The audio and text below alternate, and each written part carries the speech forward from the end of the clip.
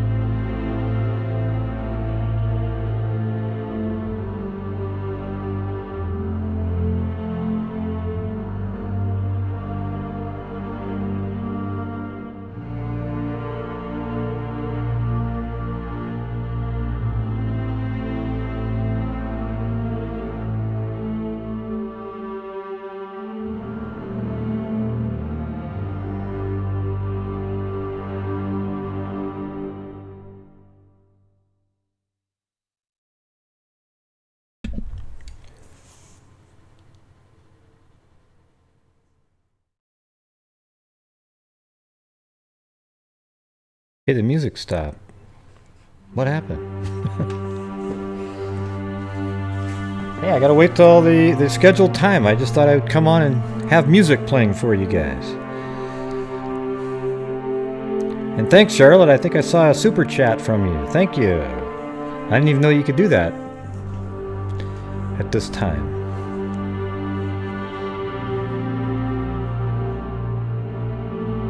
No, they didn't find him. I'm just doing my own version of the...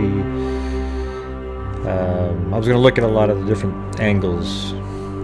Mainly the surveillance, and just kind of do research together. We always see things differently. Because we're freaks!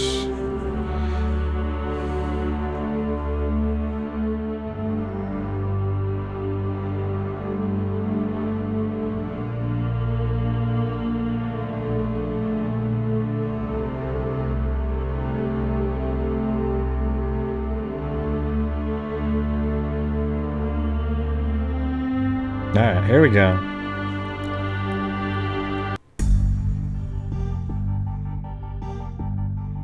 Hello, everybody! I've had that crime scene tape for a while, but I just never use it for anything. Alright. So, I thought we'd go over the Steven Koecher, or maybe it's Koecher, I don't really know how to actually pronounce that last name, Koecher. Probably Koecher or something like that. But it's one I saw a while ago, and a lot of YouTubers have done videos on it, but I'm going to do what I do and get into more of the visual part of it. Alright? So that's where I will be different than them. But I'm going to use an article and just kind of follow along, and we'll start charting it all out and do it together. How's that sound?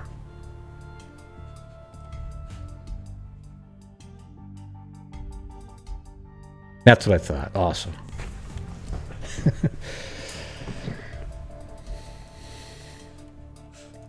Alright, so here is the article. It's like True Noir Stories. Alright? They seem to have a really long description. It seems pretty accurate based on some other things that I read. Alright? So basically, Steven Koecher on December 13th, 2009, he's 30 years old at the time, drove his white 2003 Chevy Cavalier over 2 hours away from his home in St. George, Utah, to an affluent suburb in Henderson, Nevada. To this day, neither his family nor his friends know why Steven ended up in the seemingly random suburbs across the state lines. And it is totally crazy when you see this. So I'll just skip down to the actual timeline part, all right? So there's a picture of him right there. Let's see. Stephen's landlord calls his parents. This is early December. So his landlord calls his parents. I'm going to turn this down a little bit more. All right, there you go.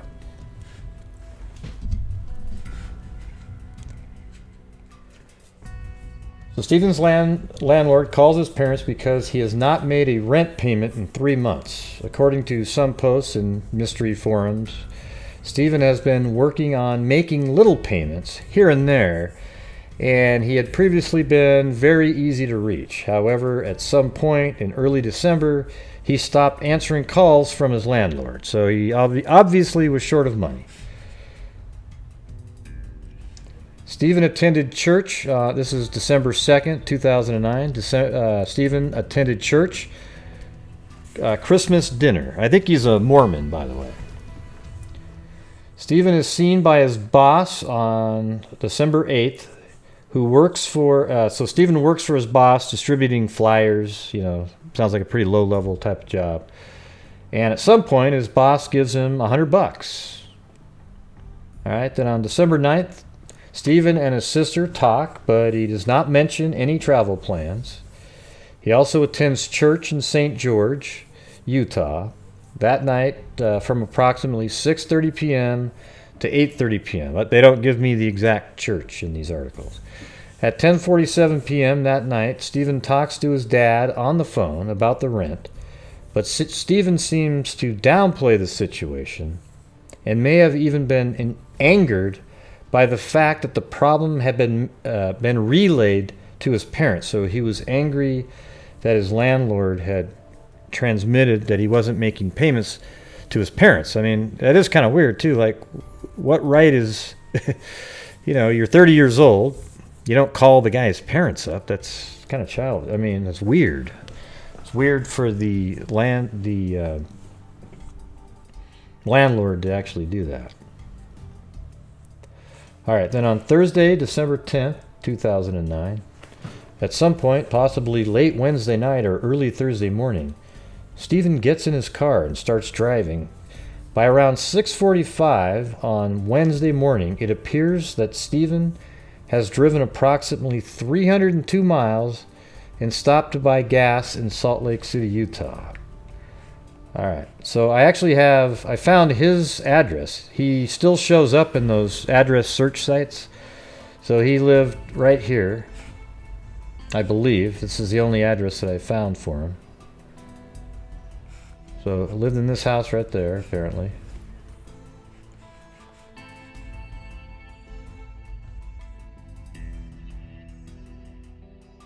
Yeah, that was the house. And then he drove to Salt Lake City, all the way over here. Or not there, excuse me, everything just got flipped around on me there.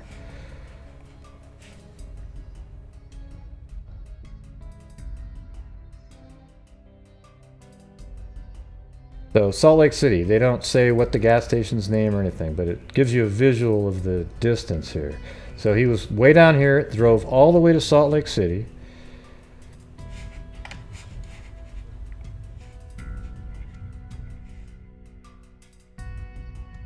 By 9:45, he has driven around 429 miles and stops for gas in West Wendover, Nevada. All right, so let's put that in there now.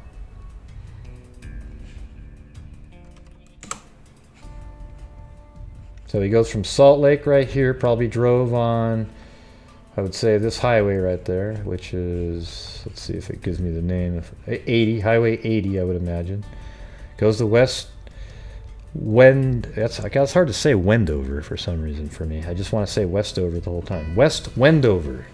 Say Wendover, West Wendover fast. Say it 5 times fast. See if you can do it. West Wendover. I won't try it though.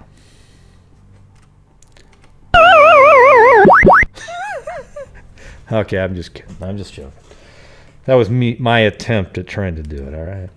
No, you can't type it in. That's not fair. Hey, West Wendover, West Wendover, West Wendover, West. Now, come on. Just say it fast and tell me how well you did, all right? All right, so West Wendover right there. After around 543 miles of driving, and from noon until around 2 p.m., Steven inexplicably stops at the house of an ex-girlfriend. See, this is kind of weird. He stops at a house of an ex-girlfriend's parents. So he stops at an ex-girlfriend's parents' house. She was not there, in Ruby Valley, Nevada. Okay, so let's put that in now. I think I have these mapped out already, but... yeah, so right there. So here he is in West Wendover. Probably drove up somehow. I don't know if there's some roads. It looks like it's pretty well blocked off, so you'd have to drive all the way up here, then cut across maybe 93 right there, get down here to Ruby Valley. But look how, like, there isn't anybody that really even lives here. It's basically nothing, right? So what, his girlfriend own this whole city? I mean, because I mean, all it really is just a couple, a few buildings right there. I don't even see any other buildings when I'm moving around. Maybe there's, yeah, like nothing. Well, there's something right there, but you get what I'm saying, though. Hardly anything there at all. All right, get back to the article. So for some reason, he drives over to an ex-girlfriend's parents' house and simply visits for a couple of hours. I bet they're like, hello, what are you doing here?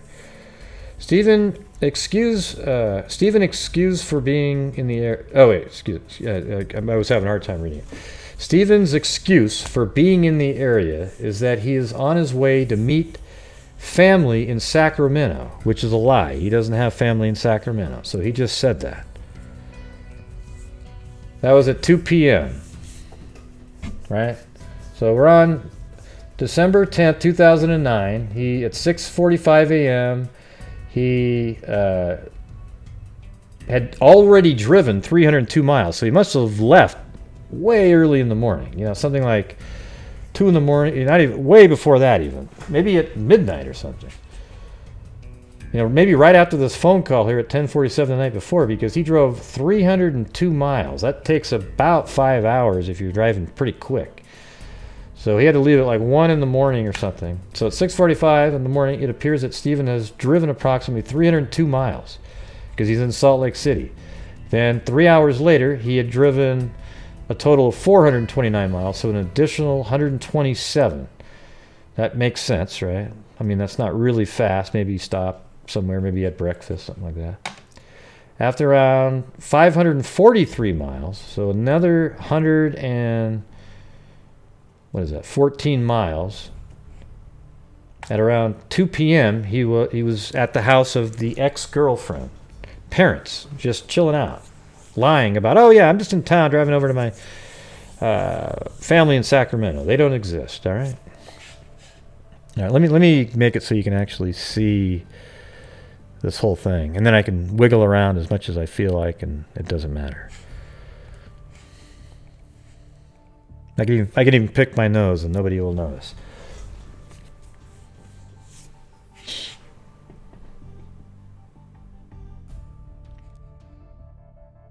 Okay, and that was at 2 p.m. And then at 3:44 p.m., so an hour and 44 minutes later, Steven speaks with his sister on the phone, and again does not mention traveling or visiting anywhere. He's not even telling anybody that he's on some weird, crazy trip. All right, then by 4:40, he has driven 784 miles total now and stops for gas in Salt Lake City, Utah. So apparently, did he double back at that point? I mean, that's what's kind of weird, because up here, he stopped to buy gas in Salt Lake City. Then he made this whole trip, and then he comes all the way back in, let's see, 784 miles and stops for gas in Salt Lake City, Utah. I wonder if that's actually... Let me see where Springfield, Utah is. Hold on. And then after 831 miles, he's in Springville, Utah. So let me put that in, see where that is, how close that is to Salt Lake City. Okay, so that makes sense. He must have doubled back, went back to Salt Lake City, and then he went here to Springville, Utah. All right, so he's got a crazy trip so far. He started right here, went all the way down to here, and then he ends up back in Salt Lake City and then down in Springville, Utah. You see why this is sort of weird? Because nobody has any idea why he made this trip. At 6:56 p.m., Steven speaks with his mom on the phone. This is still on the 10th. I mean, he's all over the place on the 10th. Speaks with his mom on the phone and seems upbeat. He tells, let's see. He tells her the plan. They left off a T there, so says they left off her he plans, but the plans to come home for Christmas. And he tells, let me read this all again. He tells her the plans to come home for Christmas, and she tells him that she had deposited some money into his account for the rent. He never actually uses any of the money she deposited for him. At 7:24, he has driven around 831 miles and makes a purchase in Nephi, Utah. Okay, I wish we knew what he purchased, but I guess we don't get, that's not in the article. All right, so you can see he's like heading a different, now this direction. Utah, Springville, and then now Nephi. So I'll put this in there. I'd already mapped those other ones out earlier, so. All right. I'm going to save it too, because if you don't save it and it crashes, you lose everything. As I say often. All right. And then by 11:13, so roughly 4 hours later, Steven makes it home to St. George, Utah. In total, Steven appears to have driven 1,091 miles total. Google Maps estimates, that's what this is. This trip to take around 14 hours and 44 minutes. That's what Google Maps estimates. However, with all the stops, it takes Steven over 20 hours to do. So he must have stopped, for 10 of those hours, he was doing something else, right? So at this point, he makes it back to his home clear down here. So look, that makes sense, right? Look at that. He was in Salt Lake City, Springville, Utah, Nephi, and then all the way down to his home right there on that, I guess, 15 right there. All right, I'm going to drink some water now.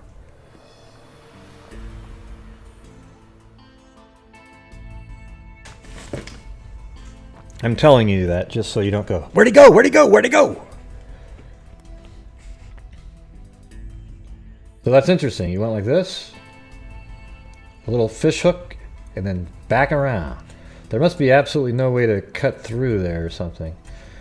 But he basically goes up like that, and then back around like this. All right, now let's continue on.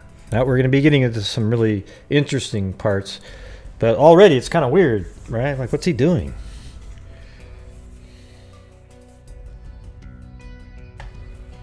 Friday, December 11th, 2009, at around 3 p.m., Steven is passing out flyers for his boss. So, I mean, he goes all the way back home. He doesn't use the money that was in his account to pay the rent. And now he's working for his boss again, passing out flyers. He helps 2 children that are locked out of their house. Steven helps them look for the key and calls their mom from his cell phone for them. Everything seems pretty normal. At 9:19 a.m., Steven's cell phone pings off a cell tower near Overton, Nevada. So this is the following day in the morning. So let's see where this is on the map.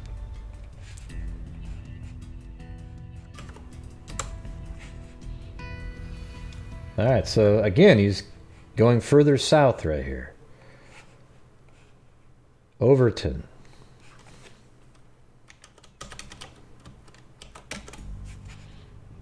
All right, now that's in there. And here comes the save, all right? Anytime you're doing some work, make sure you hit save plenty of times. I've actually worked on videos before. They used to have like auto save for 5 hours or something, and then my computer crashed. And you almost feel like going to the highest bridge you can find and just doing an absolute swan dive. Oh my God, that's one for Vic right there. There we go. Hey Vic, I got your quote for the night. You almost feel like going up on a bridge. Yeah, it's horrible when that happens. All right, back to the article. Let the craziness continue. All right, so roughly looks like 8 hours later, Steven buys snacks and gas in Mesquite, Nevada.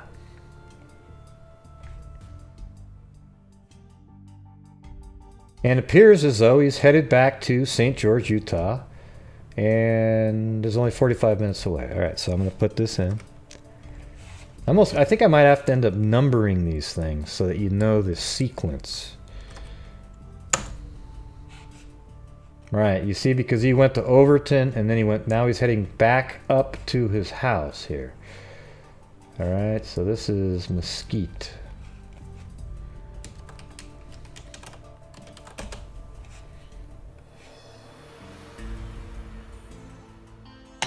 All right, back to the article. See, I'm doing this part with you guys. I spent earlier today doing all the surveillance stuff that you'll see here in a little bit. Approximately 3 hours later, at around 7:58, Steven buys Christmas gifts from a Kmart in St. George, Utah. So now he's all the way back into his hometown. From around 10 to 10:30, well, I'll show you just so we have it all on record here. So right there, he's back in St. George right here buying Christmas gifts. So I definitely am going to go back and do this later and number things. It's weird what he's doing. Just kind of...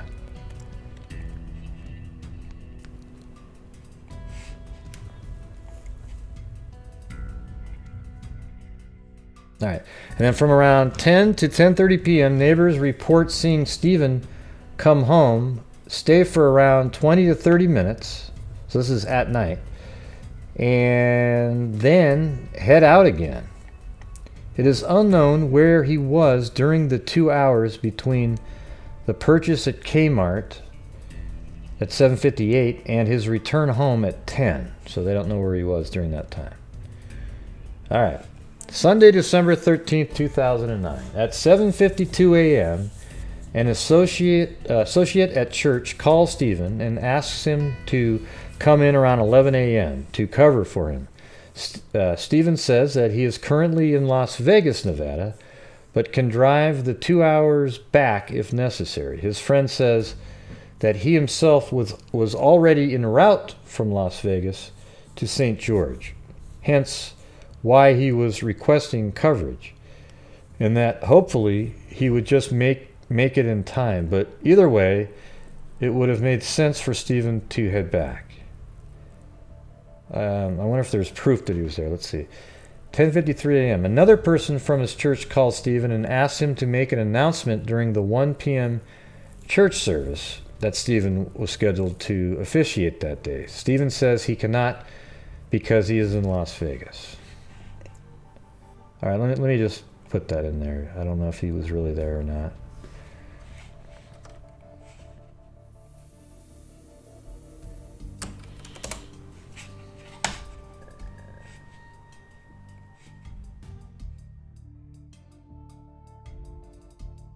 All right, I'm going to put this one in there.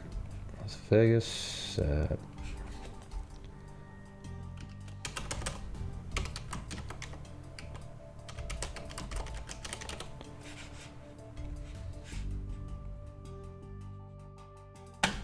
All right. Yes, I'll save that in a minute. At 11:15, another person from his church calls trying to get coverage. Okay, we read that. At 12:54 p.m. or 11:50 a.m. Pacific Standard Time, as shown on the video, Steven's car is caught on home security footage passing the residence and presumably parking. Okay, but I actually found this location, so hold on a second. This is... Alright, so that's Las Vegas, way up there. Maybe this is still considered Las Vegas right here. So I guess he was in Las Vegas, but in a totally random spot. Okay, now I'm going to actually show you where his car was found. See, his car was actually just found right here, abandoned. Right here. I don't have an actual, the exact spot, but it was right in this area right here, apparently. All right. Now, the first surveillance footage we're going to look at was at this house right here. So I'm gonna load this puppy up. All right. It's right here.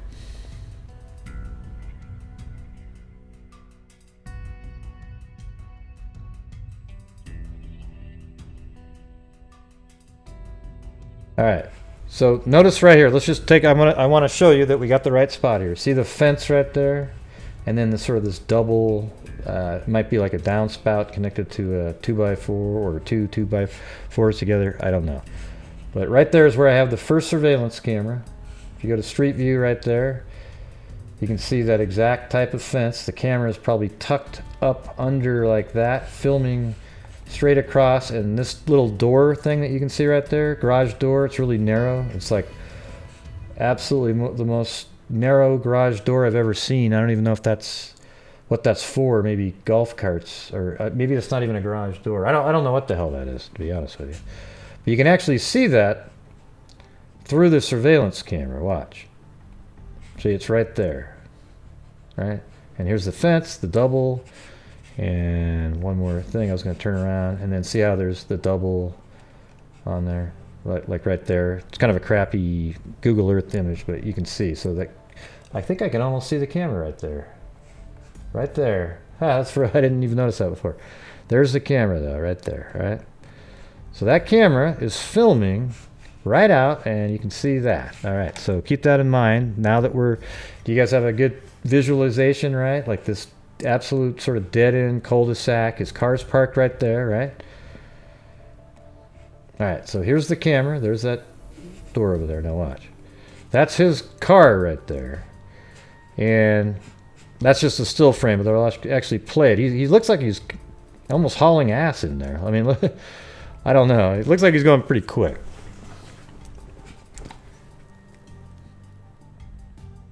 See, look, I mean, he's going pretty fast right there. That's not like... Now watch, in a second, you're going to see him... Now see that? Now that's important right there. See the camera turned on again. See that car right there? That's not the same car. That's a SUV. See the back of it? So look, there's his car. Right? It's just a... I mentioned the type of car earlier. Let's see. I actually have an image here that I downloaded. Unfortunately, I didn't write the type of car, but that's the exact model. I went and looked it up at the time. All right. And you can see that on the surveillance that is the vehicle that drives by right there. Now in a moment, you'll see an SUV appear here because it didn't set off motion. I don't know what the deal is, but it didn't set off motion sensors. But look, there's Steven right there. So it was weird that car just sort of shows up as he's walking, and they're heading to that cul-de-sac too. They turn around. Now watch this. Keep looking up here. Watch up here. He actually takes a left right here. So he's taking a left right there, and then watch this. Look at this car here. Now watch how it sort of creeps a little bit more. See, to me, that's really suspicious. Although somebody said that, oh, they cleared her, she was just a realtor. I don't know, man. The odds of that being in that same time and the way that car pulled over, look at, see how it's sort of right there, okay, and then waits for them to walk a little bit further and then creeps a little bit further up so they can get a view. Now watch, I'm going to show you where that car was. So it looks like they're even with or and a little bit past that door that we were talking about. So let's go to Street View here. And there's that little door there. And notice how they creeped a little bit further, but now look at, you get a little angle of that street that he just walked down. Like if you're right there, you can't really see. But you notice they pulled up a little bit further, and now you can see that street. Now, I don't know what they were doing, but it looks and seems fishy to me. All right. Now, there's actually another surveillance camera, and it didn't take me that long to actually find this one either, but so here we go. This camera right here, now it actually does the same thing. It actually shows his car coming in. Look at that. Right there. But it doesn't have the other car coming in. I don't know why, you know. The other car doesn't come in. But in a minute, you'll see him. This will skip. Okay, and let me go back to that original surveillance footage. Hold on. Before we get too far into this, I just want to show you guys.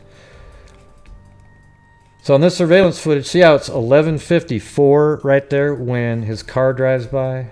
So let's move it forward. So his car comes by at 11:54 and, you know, roughly 20 seconds goes by, right? So that means he got into that cul-de-sac, because if you remember, it's just right there, right? And then he comes walking back 6 minutes later about. So he sat around, did something for 6 minutes over in that cul-de-sac. And he's got something, they say, tucked under his left arm there. You see that?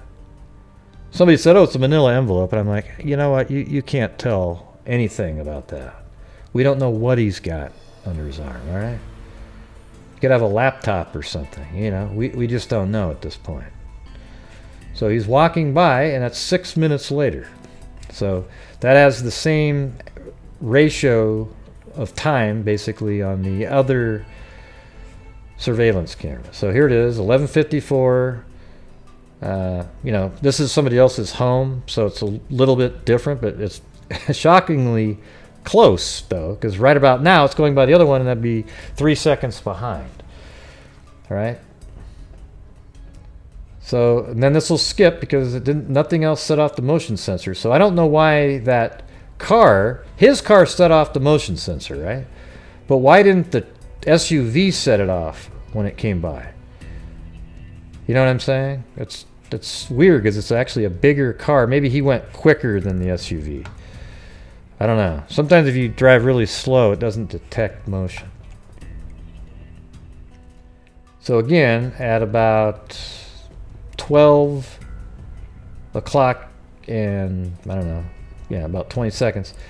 So now picture him walking around over there. Takes that left. I could actually put them side by side and make a little sort of movie about it, you know. Maybe I'll do that. But he took that left, and right now that car just pulls up over there and looks like he's watching him. Now something I noticed on this one, let me stop it right here, get out, look at go around this corner now. So he walked this way, and if you look right there, that's exactly, hold on a second, I had this driveway. See, there's a surveillance camera, and that angle is exactly the one. There was just two cars parked in the driveway at the time of that surveillance footage. So look how it's angled, and he comes right around this corner, walks by, and that camera right there picks him up. It's right here. Okay, so here he is walking. And one thing I noticed is that you can still actually pick him up in the reflection of the right side of this car right here. You see? Watch. So I'll move it quick so you can actually see inside that reflection. And so I have him a little bit farther than is traditionally said. Oh, you can only see him right here, but literally it kind of doesn't really mean much. It's just sort of interesting. He's walking, and here's the thing. If you go at an angle like this window here would just be right over here based on that angle. But this one's a sharper angle, and it would go over like this. And I think that I have him in that reflection about, let's see where I am. I actually put that in about right there. So that's actually the last known sighting of that person ever, right there. Don't you think that's just crazy as hell right there? I mean, what was he doing? Like, why did he leave his car in that cul-de-sac? And then he just starts walking. Yeah, nobody knows anything. That's the whole thing. But let me continue on to the rest of the story here, because that's where it's... yeah, this map really helped me find it, because it actually gave the name of the street. What was the name of that street? It was... oh, yeah. Evening Lights Street. How many of those are even in the United States, right? Evening Lights Street. I mean, that's kind of a stupid name, but made it easy to find. Let's put it that way. It's like calling it Boom Chakalaka Street. You know? Boy, that's probably only one of those. All right, so let's say, okay, so this is where he left his car right here, basically. There's that fence of that same house with the surveillance camera on it.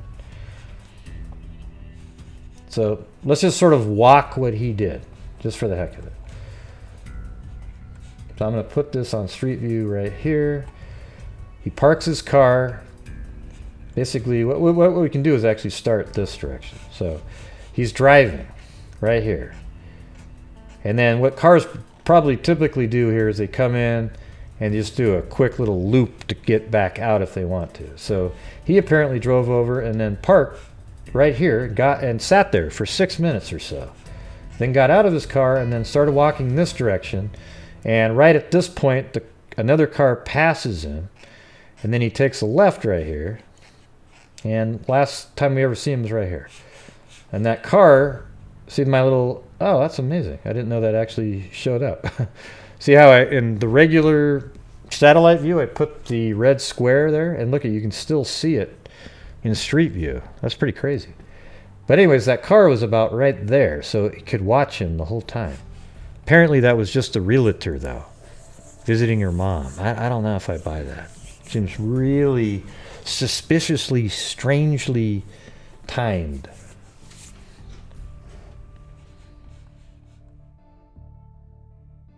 All right, so you guys have a good visual of that then. We're now going to move on to the next parts here.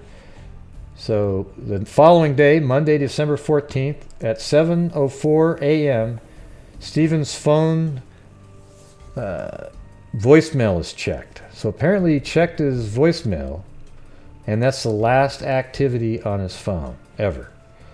7:04 the following morning. So this stuff right here took place at noon-ish. And then almost, what is that, 21 hours later, he's checking his cell phone, his voicemail.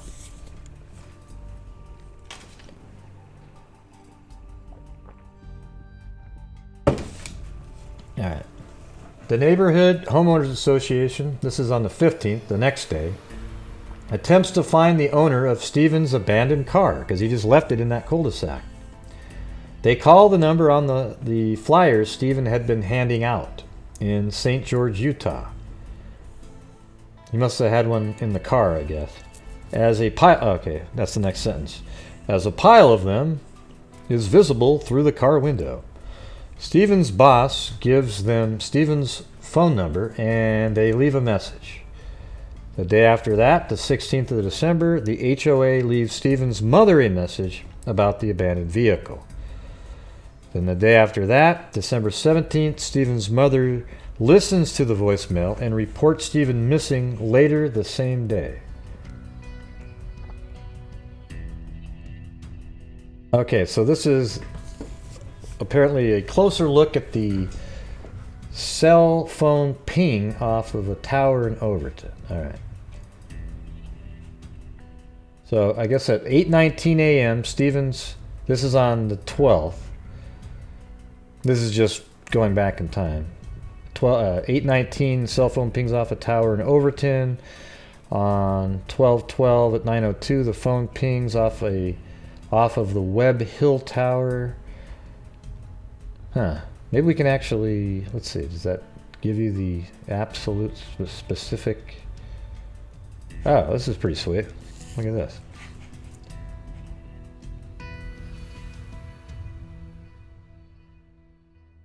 So they actually mapped this all out, the ping information. Right there. So apparently his phone pinged right there. I don't really know how useful that is right now, though. Seems like we're sort of past that point. I mean, yes, his phone pinged in those areas. I can go back and do some more detailed work on that later. Right, so he parks his car in a cul-de-sac. Let's see. So it's more ping information. According to cell phone pings on the 13th, Steven's phone at least leaves the area where the car was abandoned and travels northeast. Okay. Oh, yeah, maybe we do need to look at this, though. The 13th pinging information. All right, yeah, this is important here. All right, so 12:13. Let me make sure I got this right here. So 13th. Yes, this is all on the 13th. So let's go over this ping information here. So 12:13, 12 p.m. Steven parks his car in the cul-de-sac. We know exactly where he was. But then on 12:13 at 4:36 p.m. the phone pings off of an Arroyo Grande America Pacific tower. And let's see where that is.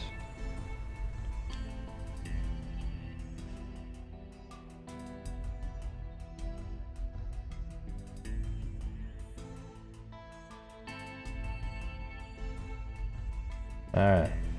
So this is interesting. So his phone's moving around, pinging in different places. American Pacific Drive and Arroyo Grande. Okay. The North Arroyo Grande Boulevard.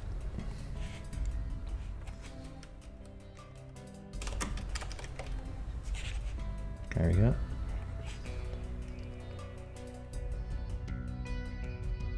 All right, that's that boulevard. Let me go back to that map.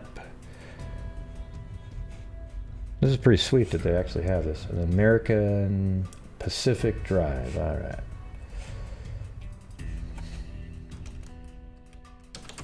I'm not reading any comments, by the way. I got to keep focusing in on that. Sorry.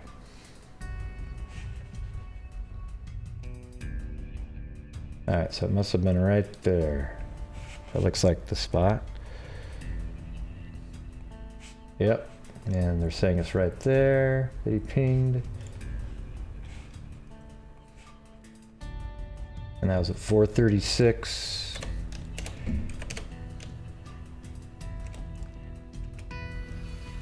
Wow, so how did he get there, though? Was he walking?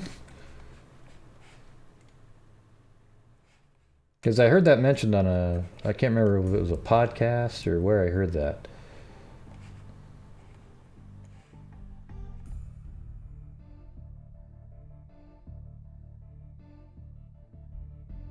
Okay, so his abandoned car was right there. How far away is that?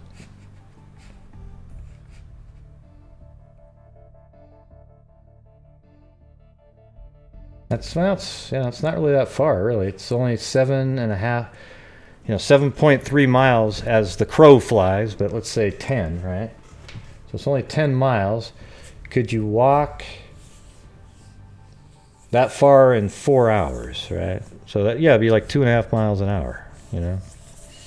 So, I mean, yeah, it's possible that he walked to there, right? That means he's still, even after that surveillance footage, his phone is still moving around somewhere. All right, and then it pings again at 6:58. Right there on West Sunset Road.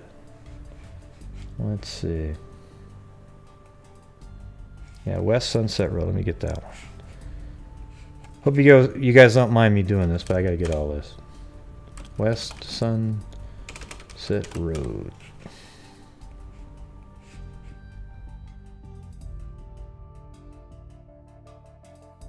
Was that like exactly where that was supposed to be? It looked just like it.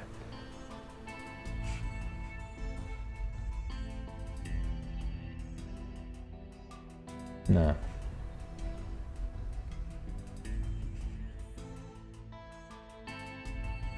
It's not it either.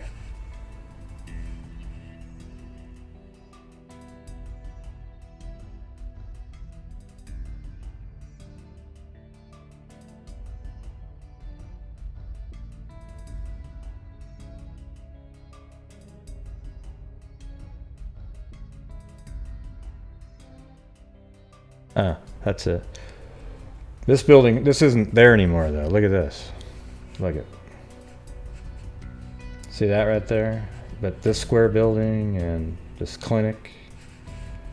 See, that's right there. But on this Google Earth, that's not there. It's been torn down, it looks like. Let me see if it's there if I go to Street View. It might be, because Street View is usually a lot older, yeah. But the satellite image, well, let's see, what do I got this set to? Yeah, it's... Oh, crap, I lost it. I can find it again, though. Okay, this is the newest satellite image, but that's not the spot. It's... Man, I lost it. Crazy how that happens. All right, right there. So yes, the newest satellite image is right there. So let me put the cell tower ping here at, that was 658.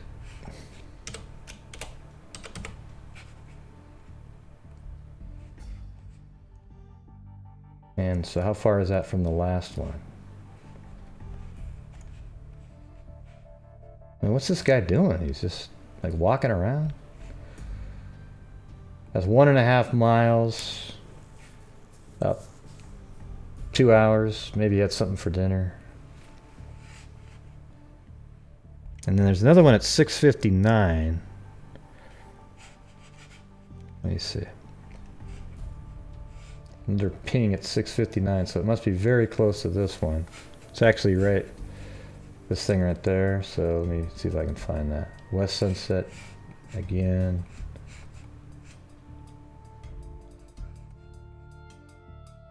Ah, there it is.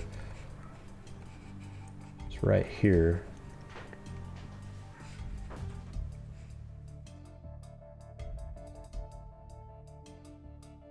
That's weird. Only a minute later, he's right here. Is that something you could do in a minute? Let me get this.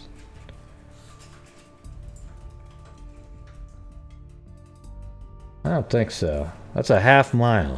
How do you get there in a minute? It seems like you'd have to be in a car to do that, doesn't it?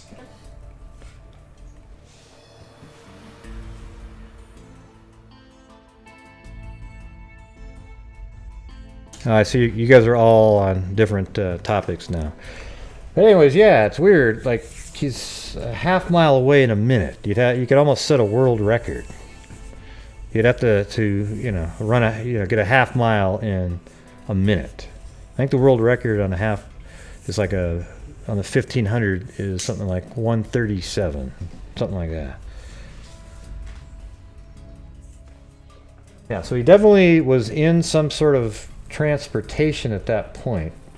You know, whether it was a bus or taxi, or they didn't have Uber, I don't think, at the time. And what's the last one? There was a last ping here. Okay, now there's another one at 6:04 a.m., so a little less than 12 hours later. E. Russell and Great Basin Highway. Okay, let's see. E. Russell Road in Las Vegas. Okay, so I have that road, and then Great Basin Highway.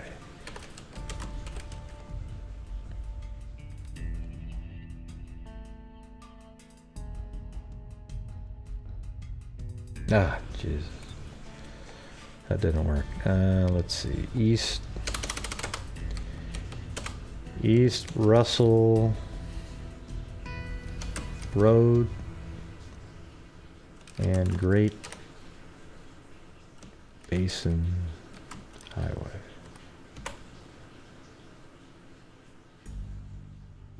Okay, I think that's it.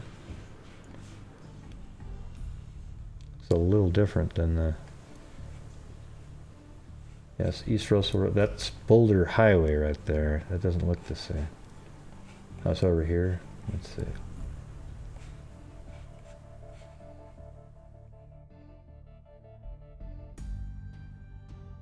Okay. That's Great Basin Highway right there. Oh, maybe that's the spot. Yeah, there we go. Is that East Russell Road? Yep. There we go. Right there. And he pinged right here on top of that bridge, I guess. That's where they have it. And that was at 6:04 a.m. on the 14th. Or excuse me, not 18, that was 09.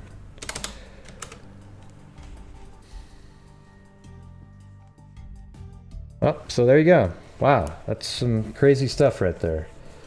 So how far was this from the last location? Let me see what that is. 6:59. Yeah, so not really far at all. So maybe in this area he stayed overnight somewhere, because he's only right here at 6:04 in the morning. Or somebody else has his phone at that point. So that's only 1.3 miles away. All right, so what do you guys think here? Isn't this just one of those wild ones again? There's absolutely nothing. Like, where the hell is this guy?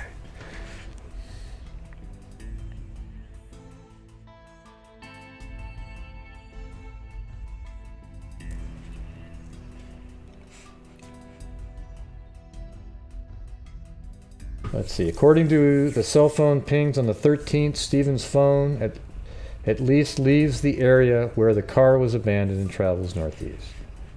According to the cell phone pings on the 13th, Steven's phone... let me go to the next paragraph. I looked down and then I went back and read the same damn thing.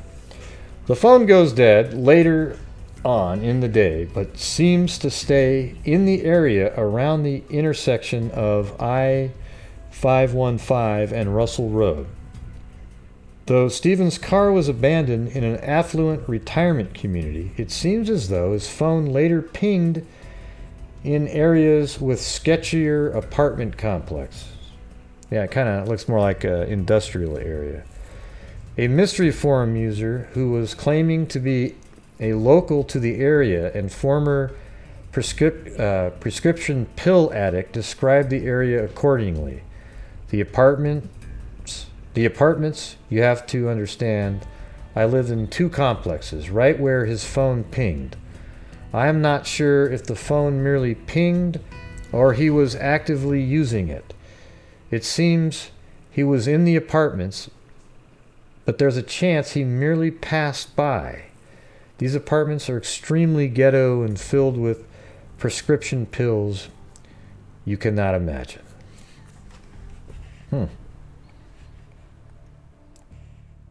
So let's see what it looks like in this area. Got these two pings right here. Might as well take a look. Well, that's a target. Like, was he in the target?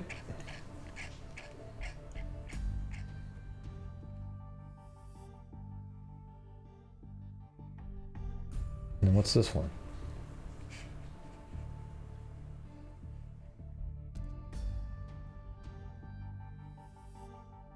And that's a pharmacy there.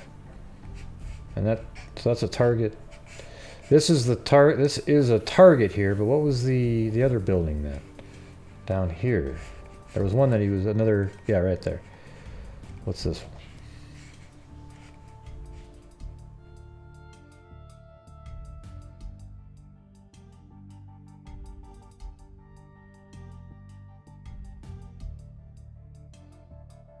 The dentist office? Jesus. I mean, that's just, I don't know if they triangulated or how they got these, these ping locations, but definitely, let me see what's in this one right here, what this looks like.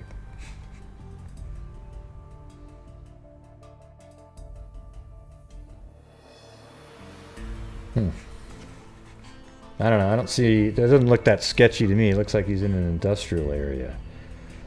I didn't really see anything dodgy right there. But, maybe the apartments in that area are bad.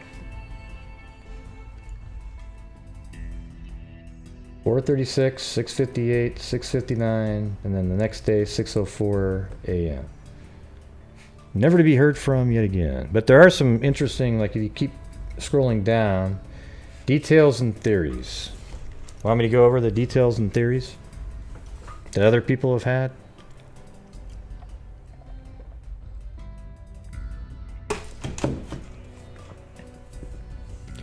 Go back in the Wayback Machine. What for?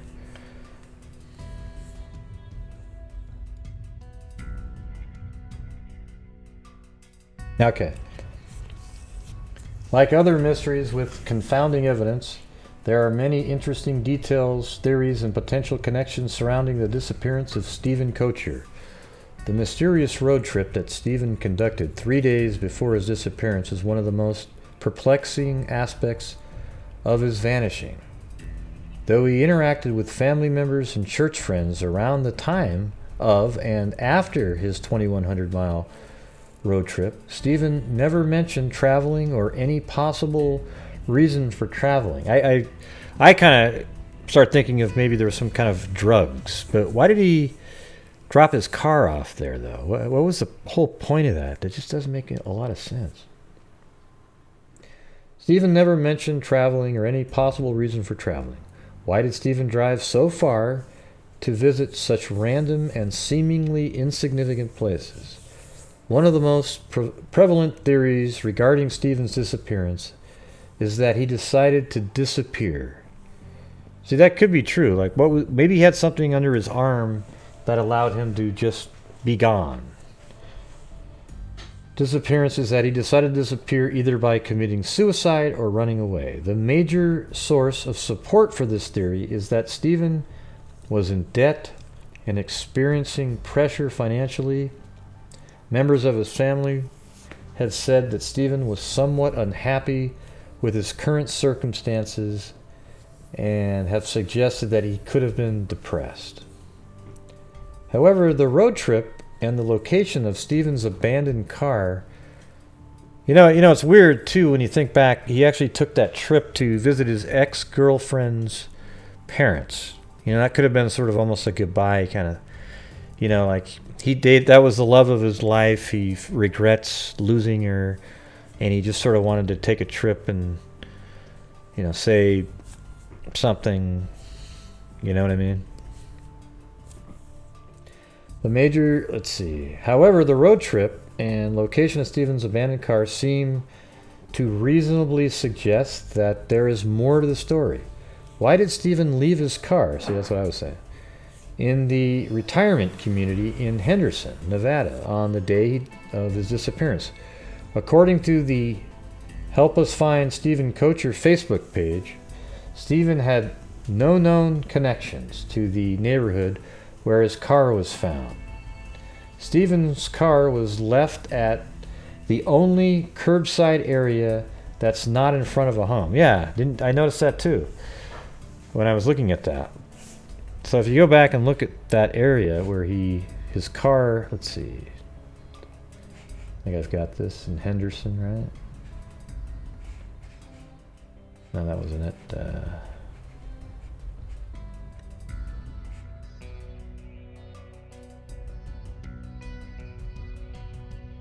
Yeah. See all these other cul-de-sacs? Everywhere else have homes. But somehow he knew that there wasn't one here where he could leave it there and it wouldn't be reported for a while, right? Had he put it anywhere else, definitely somebody would call that in right away.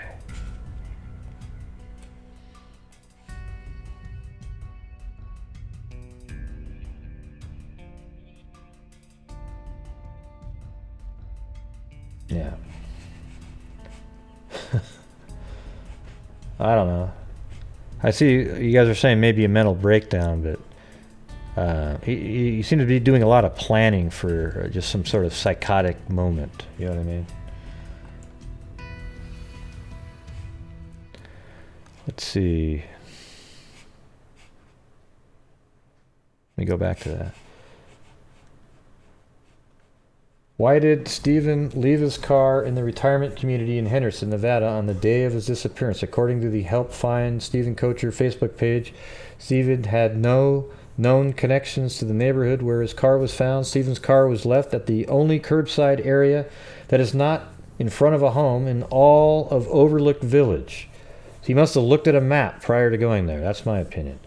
Over 200 homes, and also within Sun City, Anthem, thousands of homes. The area was also described as hard to find spot behind a sound wall.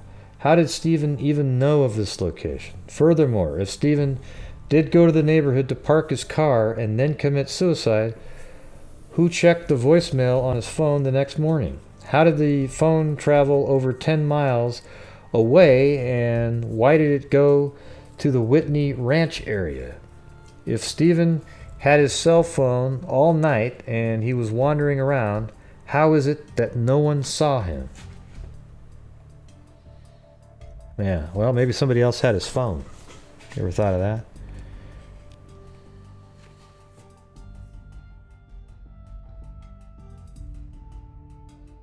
Steven was employed to put flyers on vehicles for a window washing business. However, it is unclear whether the business would have serviced customers in different state. Yeah, I mean, that's ludicrous. You know, I mean, I guess it's not that. I mean, if it's not far away, but you're not going to drive 500 miles to clean somebody's windows, unless they paid you a lot. But that person wouldn't have hired you; they'd hire somebody local. Also, no flyers were found anywhere in the neighborhood, and solicitation is banned in the area. As a devout Mormon, Steven reportedly did not use drugs or drink alcohol. There are countless theories that Steven's road trip and subsequent disappearance in Nevada were related to illicit activities. However, no evidence has been revealed which supports any of these hypotheses.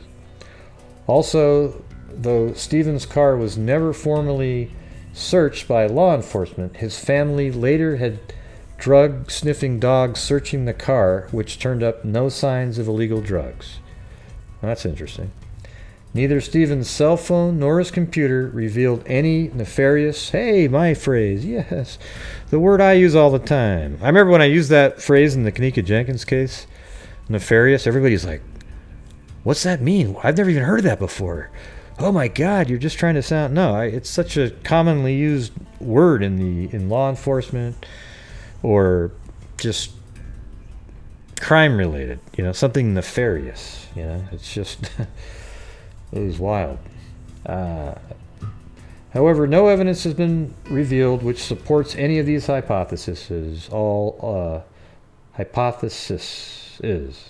God, see, they didn't even. I don't think they spelled that right. Maybe they did. Hypothesis. Hypothesis. Yeah, you have to have another S on there. They just kind of left it like at hypothesis. Also, though Steven's car was never formally searched by law enforcement, his family later had drug-sniffing dogs search the car, which turned up no signs of illegal drugs. Neither Steven's cell phone nor his computer revealed any nefarious or questionable communications. However, Steven did not have an internet connection at his rental home. He was known to have used computers at the Washington County Library, which are essentially untraceable.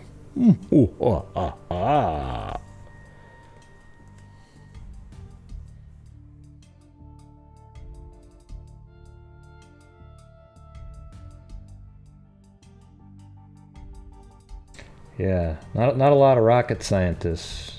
I mean, I'm just saying, you know, the people who...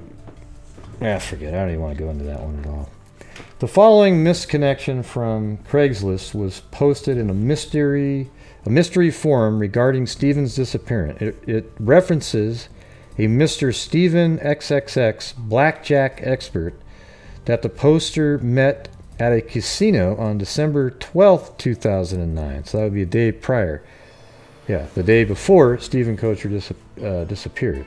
The post is essentially unverifiable and likely to be a hoax, but it is indicative of the abundance of possibilities regarding non-traditional communication that may or not have, that may or may not have not been, oh my God. That may, listen, look at that. That may or may not have not been. Man, I can't even do the math on that one. That's like a triple negative with a minus 10 score. They may or may not have not been. Search thoroughly.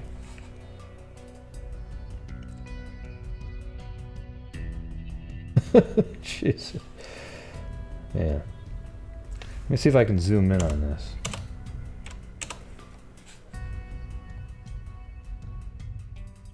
So this is the post somebody's talking about. Yeah.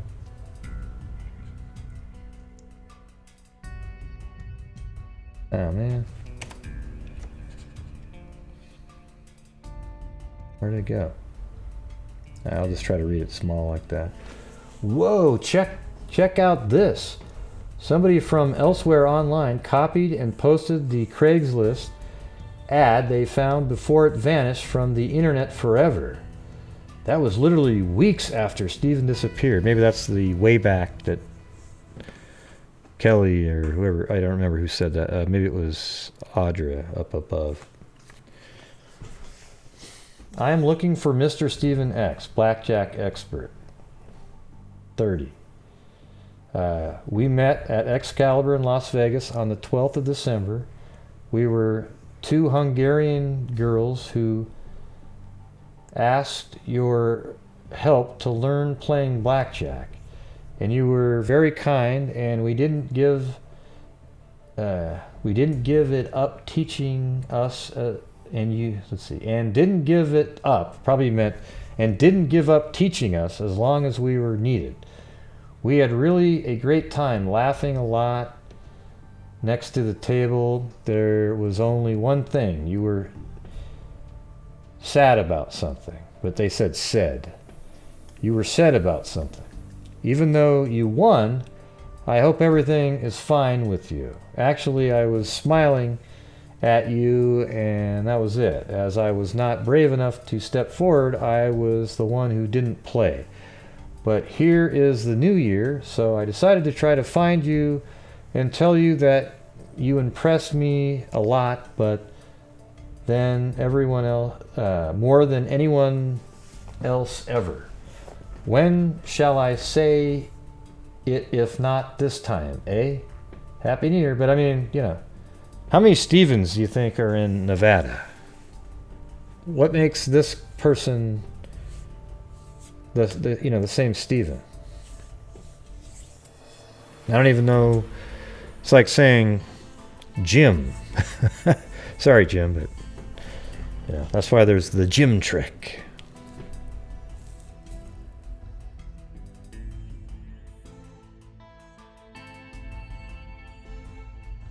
Yeah, there's like a million Stevens out there. Doesn't mean anything. I mean, it could mean something, let's put it that way, but it's a rabbit hole, let's put it that way. Many people seem to believe that Steven became perhaps unknowingly involved in some kind of money-making scam or lucrative short-term work. This is supported by the fact that the man observed in surveillance video... Okay, this is the same video that we saw, so they're not saying that's him. This is supported by the fact that the man observed in the surveillance video leaves his car and heads out just before 12 noon local time, almost as if he had an appointment. So, but what if that isn't even him in that surveillance footage, though? Like, what if something happened to him prior But then, wouldn't you have dumped the phone and not carry it around with you? That'd be pretty stupid. I mean, because it's pretty grainy video. It does look like him, though. It seems like the right hair color and everything. This is supposed to, perhaps unknowingly involved in some kind of money-making scam or lucrative short-term work. This is supported by the fact that the man observed in the surveillance video leaves his car and heads out just before 12 noon local time, almost as if he had an appointment. It certainly seems as though the man on the video was walking to a specific house or to an unseen waiting car. I don't see many people say that he actually took that left. When I've read other people, they just seem, he just walks ahead. You got to keep watching all the time, He does take a left down that street, so maybe they need to see what's down there. Could Steven have been met with foul play in one of the homes? In an article which appears to be written by Steven's father, Rolf Koecher, or Koecher, I'm not sure actually. Does anybody know phonetically how to say that last name? The following extensive search efforts are detailed. Police and volunteers from Nevada Center for Missing Loved Ones simultaneously conduct a door-to-door search of the neighborhood around where my son disappeared, talking with people and leaving flyers at hundreds of homes. The next day, they did it again.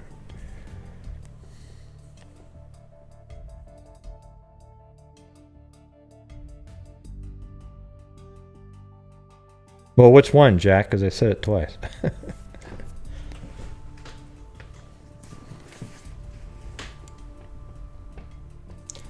In May 2015, Red Rock Search and Rescue coordinators organized a search for Steven, employing a methodology strategy and searching higher ground for evidence of Steven. The search was described as operating on the belief that Koecher traveled from St. George to, Las Vegas area to do harm to himself, and as a search for someone who has committed suicide. Ultimately, the search was unsuccessful and no evidence of Steven was found.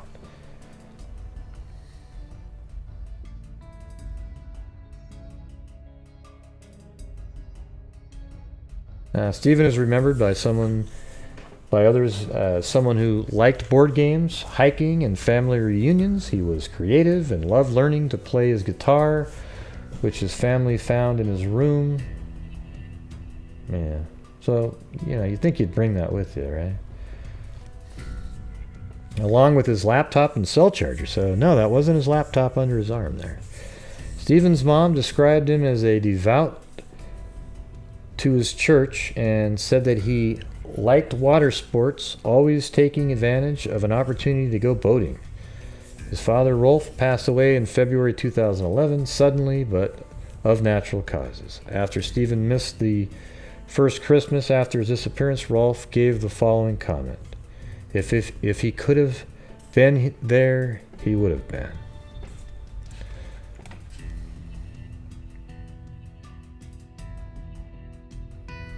So these are 31 thoughts on the disappearance of Steven Koecher. I don't even know if I want to go through all these, but I do have the link in the description of the video. All right, hold on a second.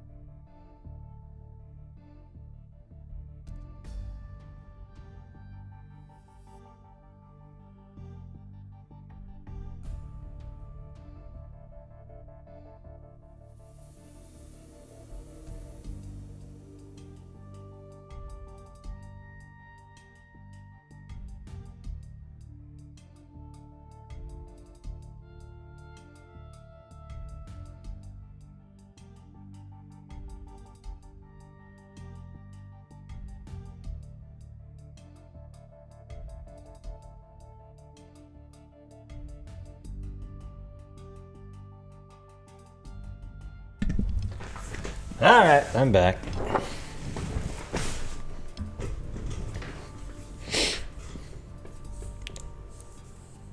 So what do you guys think about that? Isn't that pretty bizarre? He just sort of disappeared.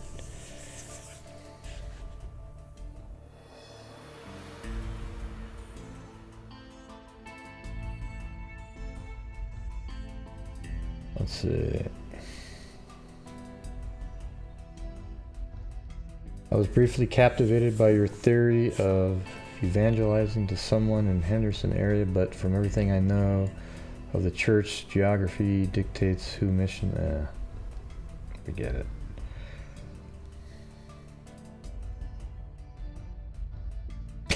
The person who wrote that's probably watching right now, and then heard me say that one. Oh, what do you mean forget it? That was my moment.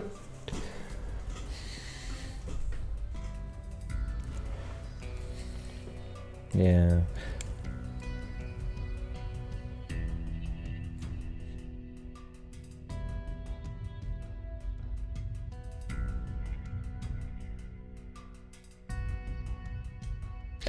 Yeah, I don't really have much more to discuss on this one, but I thought it would be interesting for you guys. I'm a little tired to do call-in. Those go on and on. Like 6 calls. I don't know how to hang up. Like I gotta keep. I want more people to be able to call, so I don't know if I can. When I have people call in, I'm having a hard time sort of moving on to another caller. You know, I kind of want to get as many ideas in as possible, but I don't know how to just hang up on somebody. You know, like, yeah, that's great. You know, hey, well, thanks for calling. Wild card line, you're on the air. And then it's not ringing, so it's obvious. See, I have that little ring tone that comes in. Yeah. All right.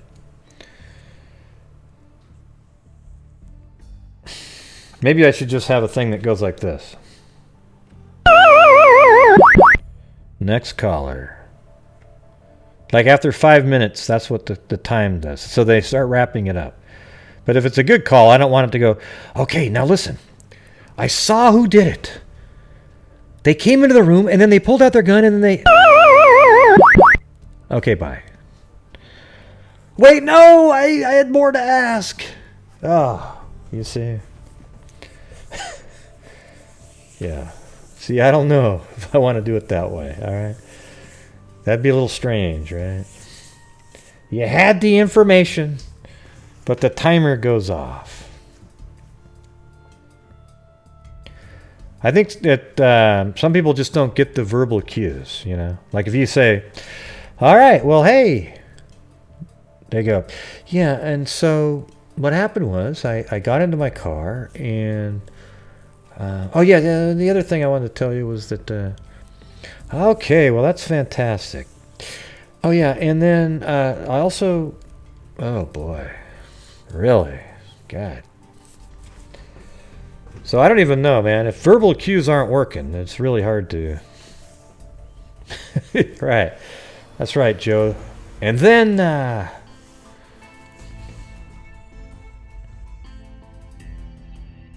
Well, what's funny is I look at the chat and I see people getting frustrated.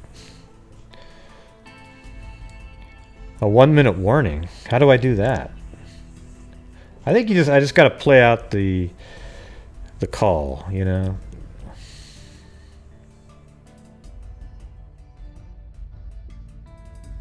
I don't remember you, Mia. You're always fun, so I doubt it was you. Man, only 1 subscriber during this entire live. That's terrible. I think I maxed out my subscribers for the month or something. I did get a super chat, though, but it was prior to the live. I mean, it was actually in the pre-live chat. That was like the first time I ever got one in there. Yeah, Strawberry Rain, that's exactly right. She does it right. Hey, Gray, how's it going? Doesn't even wait for a response.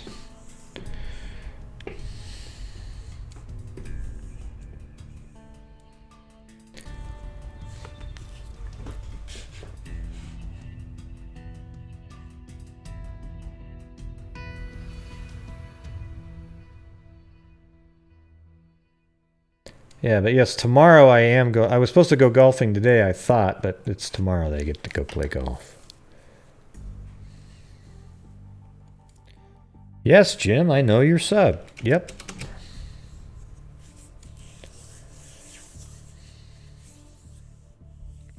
Yeah, I'm getting close to 20,000, but you know, it's going to take a hell of a lot longer than I was thinking now, because I mean, I think yesterday I got I got 100. I was getting like 60 to 70, 80, 100 subscribers a day, kind of.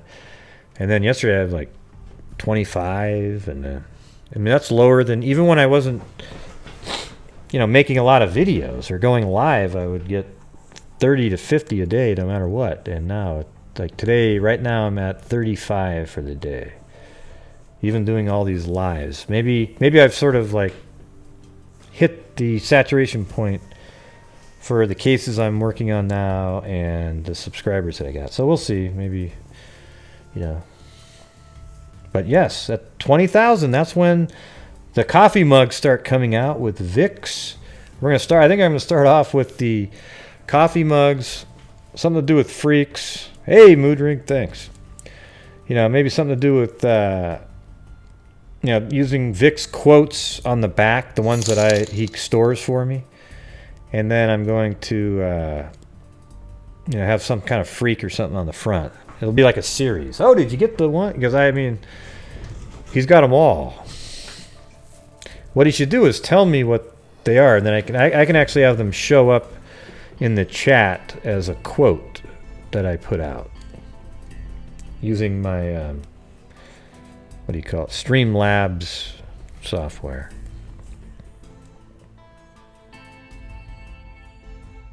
Yeah, they could vote, but that makes people feel bad too, right?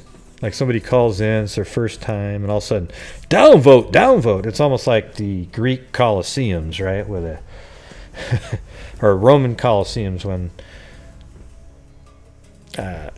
they want to kill somebody at the end, and they all go down thumb, and then they execute that person. Yeah, I should just make some kind of freaky looking, just absolutely black sort of silhouette of a freak, and then on the back there's a quote, right? But maybe for each, I don't know how that would work. I don't know if it costs more if you change up, but each time I could do the logo that the freak's in a different pose or something, you know, and then on the back a new quote.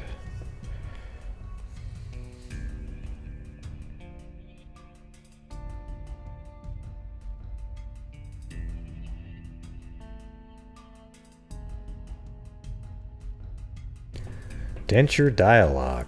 Haven't heard of that one before. That's a new name. Lucky Mashed Potatoes. Man, I think I'm sort of like one in a million, right? Because I'm the only person that really, well, not the only one, but one of the rare people that uses their name. Look, I think Jim probably uses his name there. I don't know if Steven is. His Moon is really last name. Jim Conrad, that sounds pretty normal. Jim Neving, I think that's... But, I mean, you have these ones that are like paragraphs. Yeah. Well, you guys are just smarter than us. Okay, that's the honest-to-God truth. I should have came on as Zimbabwe, blah, blah, blah. Right? And then nobody would ever be able to find me.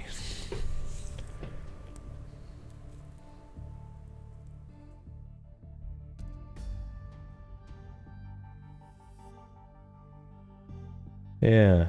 I'm trying to figure out, because I know that YouTube actually has, they do merchandise now too, apparently. I'm not sure if I'm at the level where you can do it, but,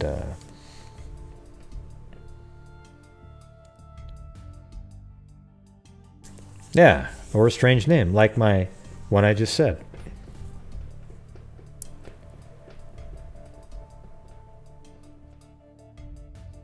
Yeah.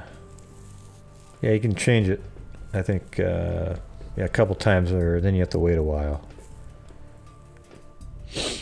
Yeah, well, I have to hit 20,000. That's what my goal is. That's when I can start doing the mugs and stuff. That's what I've always stated as my goal. And we're getting there. I should get there, well, hopefully in a month. Hey, thanks, Margo. I would say, well, it should be less than a month. I've been getting usually about 1,500 subscribers a month. So it could be in a couple weeks, and then I'll start thinking about how to do that. It'd be pretty funny though. Of course, you guys will have to send in. Hey, look at Margo said, let's start a donation wave. Great idea. Yeah. Yeah, I think at that point, then I'll start.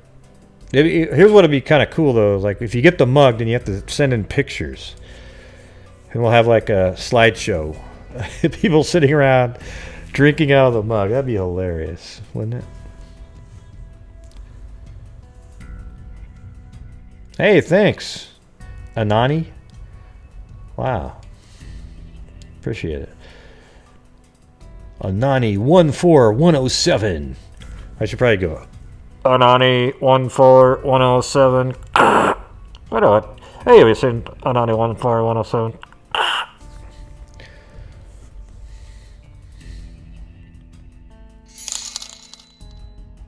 And there's the dance. There's the dance.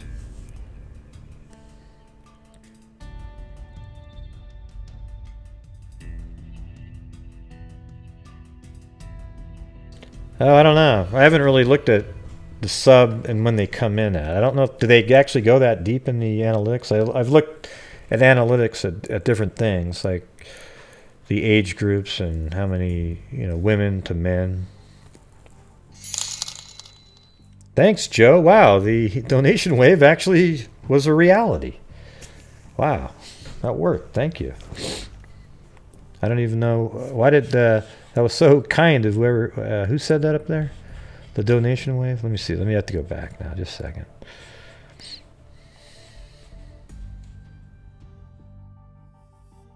Yeah, Margo. Thank you.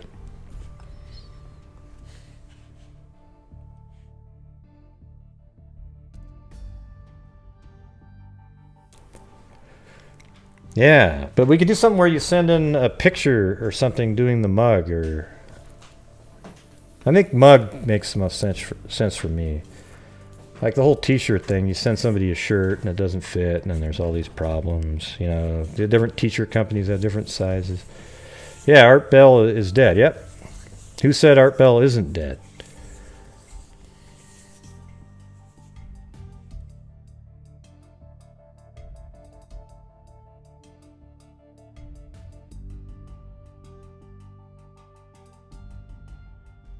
I was thinking of doing dinner plates too. What do you think about that? I'm just kidding. Hey, Patricia. Wow. Thank you.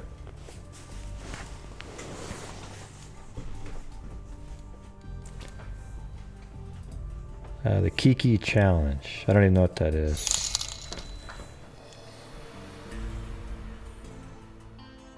Here, just a second.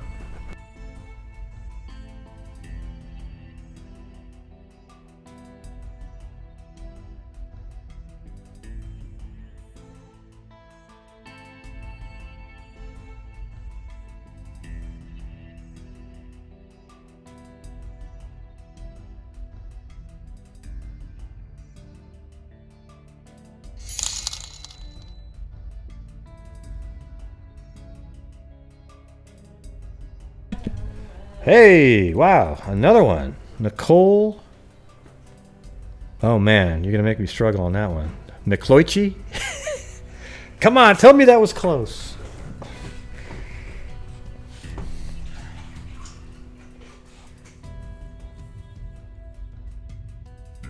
You didn't like my dinner plates idea, LJ?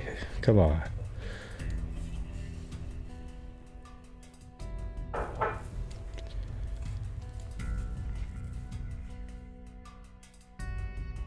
Yeah.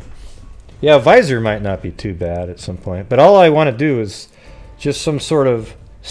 It wouldn't be a stick figure; it would have more shape to it, like a freaky creature that's just all black, right? Maybe it has long fingers or something, and it's kind of doing a weird, creepy pose, but it's just a silhouette, so there's no. It's not multicolor or anything. I don't know. I don't really want to do the rodeo clown one, really.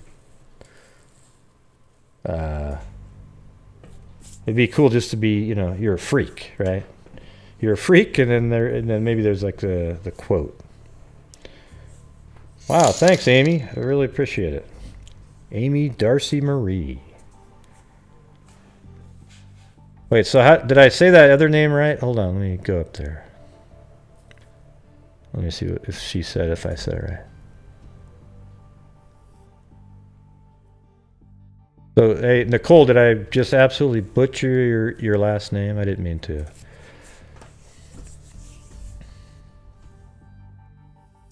Yeah, the nefarious. Yeah, so you could just have a creature on the front and in the back it says nefarious. See, that would work, but it would still be a freak, right?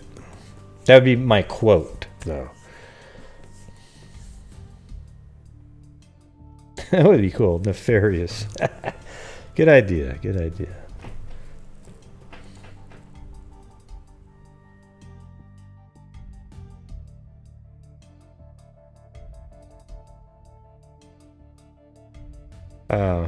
Well, no, I really appreciate the donations there. I wasn't really expecting that. I mean, it feels good to be appreciated like that, though, I will admit. I'd want someday to actually just be able to do this. I mean, I'm doing all these different lives. I'm trying to get better on the air and, keep a conversation going. Sometimes it's hard to do that. It's a lot easier when you do the calls and everything, for sure. But I think people are interested in seeing the visual way I present stuff. So, I mean, by the time you were done, didn't you sort of have a good feel of sort of how he moved around, the surveillance footage? You probably have it absolutely memorized, the look of the street and everything, right? See, a lot of people, all they would see is the surveillance footage and say, oh, look, he's walking by. Oh, he looks there. And they'd have no clue at all of what the cul-de-sac looked like, where that other car stopped, the street that he turned on, all that kind of stuff, right? So you'll always have that in your memory, so when somebody's talking about it, you can jump in and say, no, he took a left on that street right there. As a matter of fact, that other surveillance camera is right above the garage and up to the right. You're going to mess those guys up in a conversation about that. Well, Strawberry Rain, I'm not going to have my face on it, though. That's the thing. It'll just be some random freaky creature.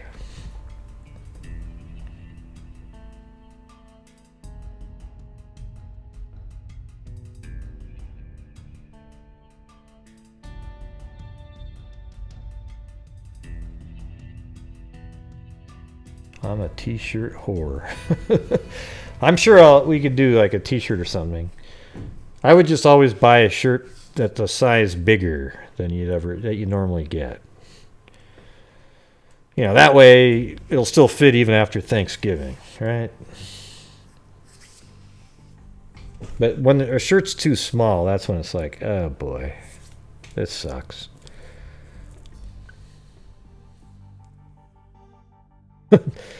Geez, Strawberry Rain. Okay.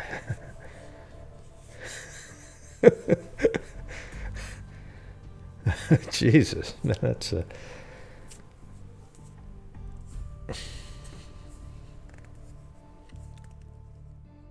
let's see.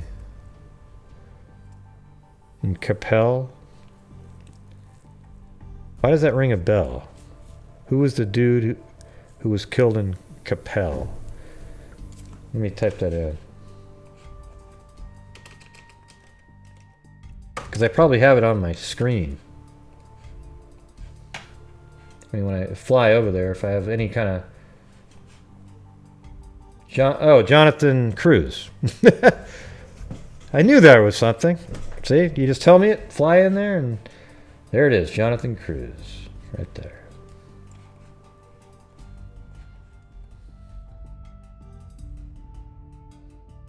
Yeah, that's the one I did some 360-degree modeling. You guys would have hated me. I mean, the thing is, see, the private investigator hired me, and then she had another private investigator, and I told them to go out to the apartment and measure everything exactly. And then I'd get these things back, and it just wasn't working. Things weren't working, and I said, listen, you got to go out there, and I literally had them measure to the exact inch on every single thing that was in there, the height of the ceiling, the different everything. And then I was able to build the whole thing, and then it looked like it did. It was like everything worked and very scale.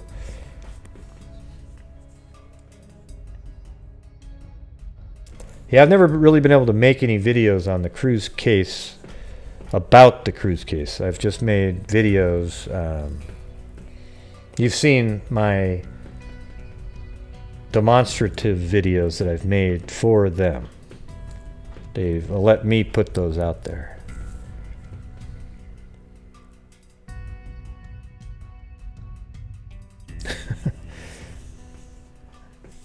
Come on, Strawberry Rain, jeez. I don't know why. I'm not any different than anybody. You know, I'm just sort of well, I'm different than other people because I make YouTube videos, you know, but there's a lot of people that make YouTube videos.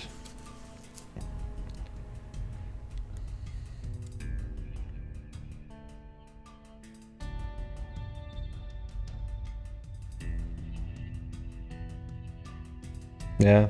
See, when you say a daughter of a Web Sleuth member is missing, how many people are members of Web Sleuth? I'd bet you 50,000, 100,000 people, if not more. I mean, that's crazy though, right? Did they make a post or anything? Or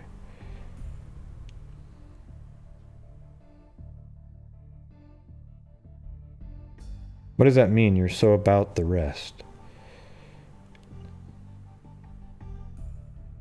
I mean, I'm about to go to sleep. Is that what you're saying? Oh, okay. Well, thanks. Wow, that's nice. Jeez. I wouldn't say... I'm just different. I'm sure somebody will come around and do basically the same thing that I do at some point, and then they'll have their own way. They'll have a better talking ability and form, I guess, and then they'll take over. But at least for now, I am one of the few people that really focus in on the visual aspect. And the thing is, for me, that's important because that's really how I can picture a crime and sort of in my mind work through things is actually by knowing what things look like. You know, just reading something, it doesn't, you know, you can get some information from that, but seeing it is where it's at, in my opinion.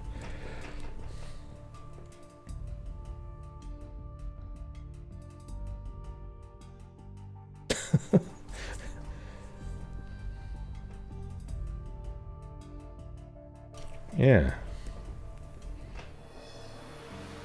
See, that's the thing, that's exactly right. I feel like we're all the same. I'm just the guy that's, you know, that put in a lot of the hours putting this stuff together. Like even before the show, I spent hours trying to get the exact locations for the surveillance, and then I was just going to read through the timeline with you guys so we could work on it together. And then when we get to the surveillance part, then that's the part where I'm in my sort of my unique element at that point.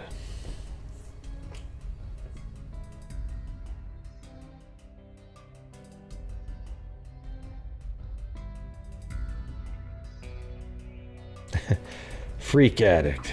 Wow, yeah, you guys should email me all these different suggestions so I don't lose them, because this, I guess this chat will still be there, but it's hard to just go through that. But I like that one. We're all freaks. and we're addicted to other freaks.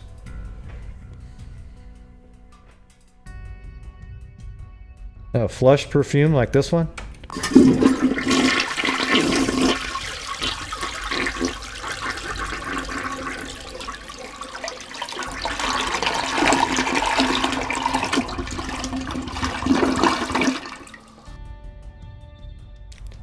The beautiful scent of a well-cleaned toilet.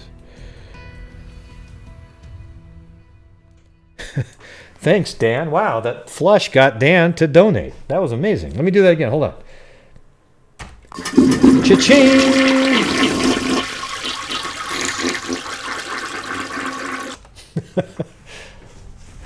Yeah, he probably put that in before the toilet flush, I would imagine. Thanks, Dan. I appreciate it. Yeah. You guys remember this one, though? Okay, I played it yesterday. Some of you might have missed it, but here, listen to that. I think that was it. Was that the right one? Oh, wait, this one. No, what you just said is one of the most insanely idiotic things I have ever heard. At no point in your rambling, incoherent response were you even close to anything that could be considered a rational thought. Everyone in this room is now dumber for having listened to it. Yes, that's awesome. Okay, listen. Today I had a comment on one of my videos that clip would have been absolutely perfect. God, what was it? It was about the Delphi case and the bridge. It was something about... Let me try to remember what they said. They said... You know how there's the bridge guy that's on the bridge? They said, how do we know that the killer didn't kill Abby and Libby, then go up on the bridge and then film some random guy walking by? And it's like, are you kidding me? And then they actually, what they did was they, when I said, no, you're just absolutely wrong. And then they said, well, how do you know? Do you have all the facts in the case? And I go, because you're just absolutely technically wrong, okay? You sound like a lunatic. And they said, I'm never going to watch one of your videos again. I said, thank you. Thank you very much. I even told her, listen, I've actually talked to people that have seen the video, the one that Libby took, right? That wasn't even a photograph of the suspect on the bridge either. It was a still frame from a video. So what in the hell was this person talking about? Like, here's my advice. If you're new to a case, but the case has been around for a while, take your time and really go through a lot of the stuff on your own, so that when you ask your first question, it isn't one that that isn't even considered a novice question. It's a ludicrous question, like something that I don't even think those crazies that saw faces in the wood would have said something like that. You guys, a lot of you probably never watched my debunking videos on that case, on the Libby and Abby case. Let me, I'm gonna show you guys something here. It's crazy.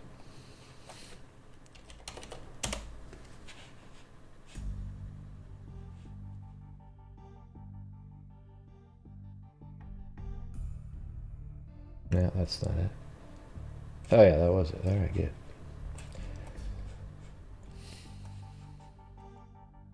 Yeah.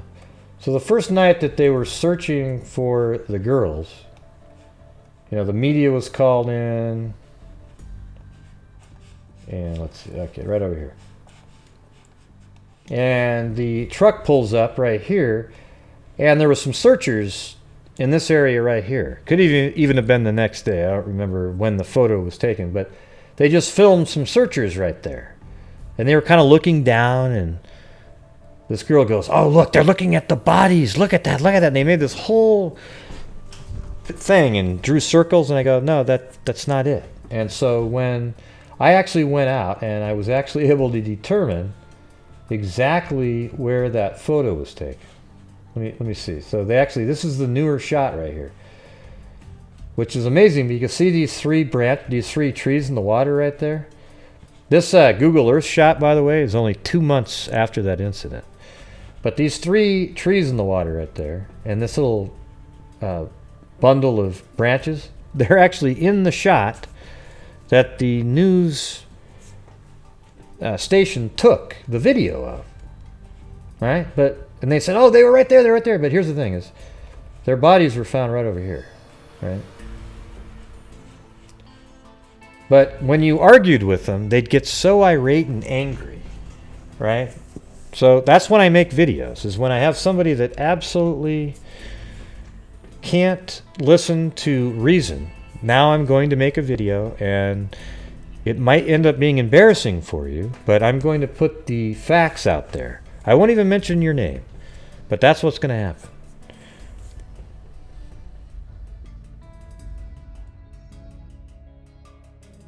Oh, really? Well, I'm glad you're here, One Way Up.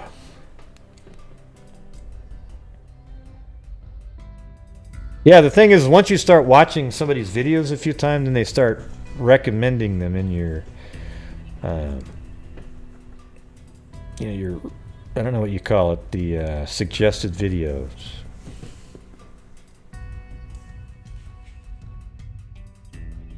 Maybe I'll play a couple of those now that I'm on here. I'm awake. Stay woke.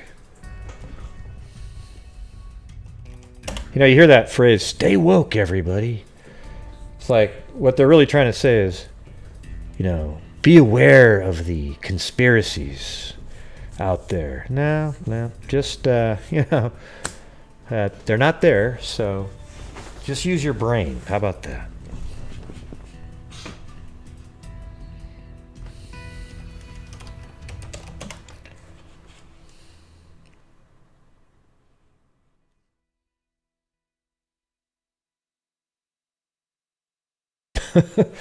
Yeah. How about this? I'm drowsy. That's it.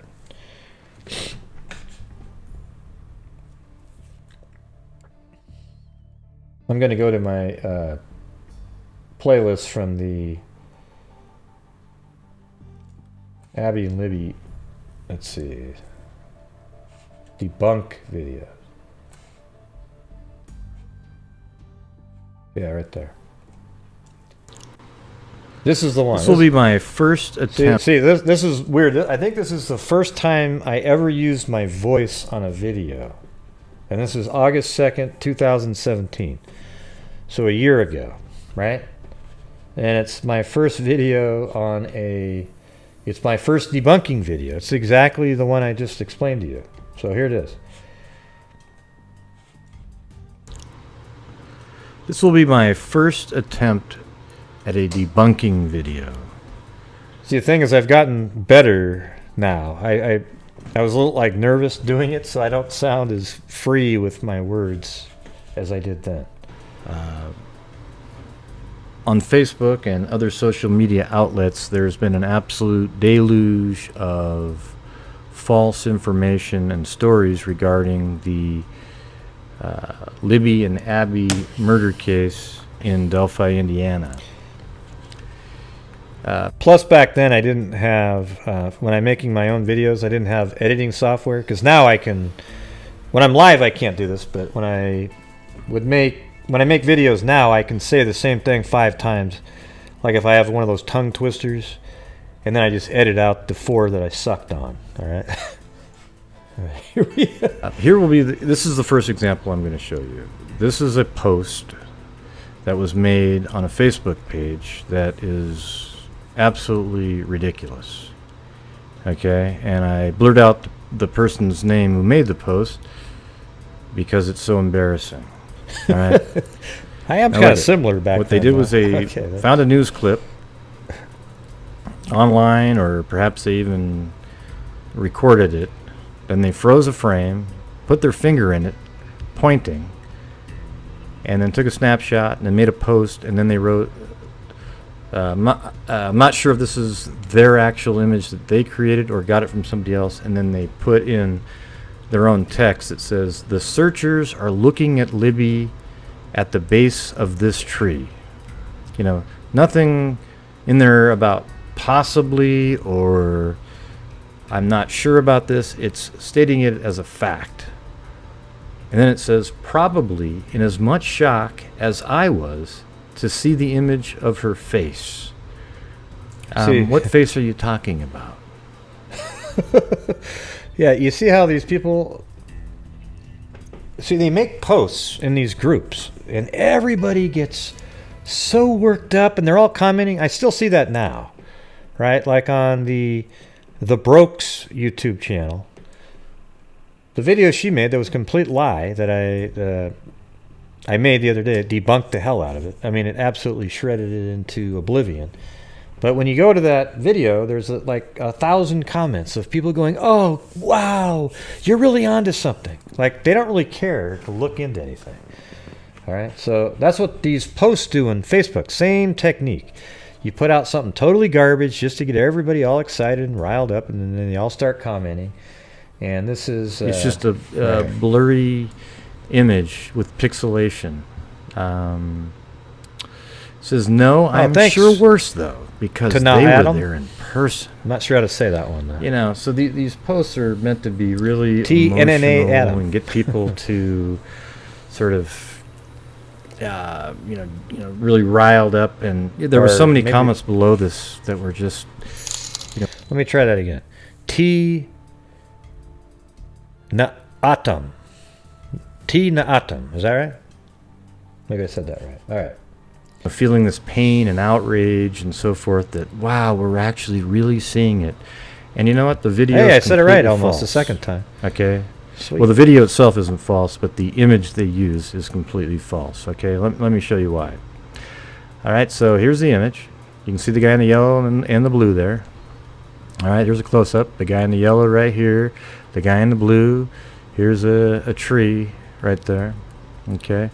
Now, in this, those are those in three the clip trees. on See the that? news, this See is that same tree. Look at those three trees in But the water what right the there. news did was they did a jump cut to a previous point in time. So when you fast forward it, go to here, they're actually farther back to the right.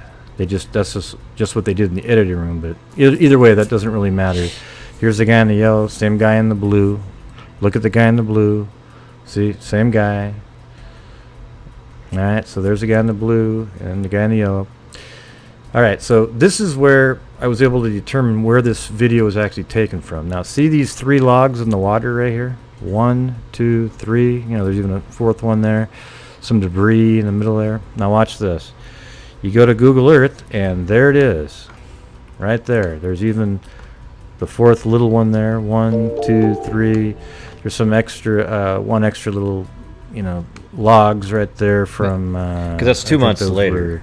So they probably got some rain. Actually, it rained a lot, so maybe it deposited those logs. But either way, that log, and that log are exactly the same as in this video right here. There's even a little debris right there that you can see, and that same debris is right there. Okay, so that's the same location. Now, watch exactly where this is located. Okay, I'm going to zoom out. Now, look at this. Here's the parking area. So what the news did was they pulled up right here. They had a cameraman walk, and before they even started walking down the trail, they walked over to the bench that's near, the 501 step signs right there. They walked over to the bench, and then they just filmed off the side, and there was 2 searchers right here. Okay. The crime scene, however, is 0.6 miles upstream. So you go all the way up here, and here's the crime scene. Okay. So those searchers were nowhere near the crime scene, and there was no body there, and it was all just sensationalism. Okay? So hopefully that will explain the first debunking that I'm going to do, and there'll be a series of these. I'll try to do one every couple days because it's an absolute embarrassment. And see, I did the same thing in that case, too, because whenever you get a case where there's a bunch of crazies in there, you got to have somebody like me. I mean, I'm just saying, if you don't have a me, then it's sort of this one, It's a railroad of absolute nonsense going on. All right? And it's weird because a lot of people don't want to do what I do because you get a lot of hell for it. Because you're going against sort of the grain of what everybody wants to see. Okay? I'm not doing that. All right?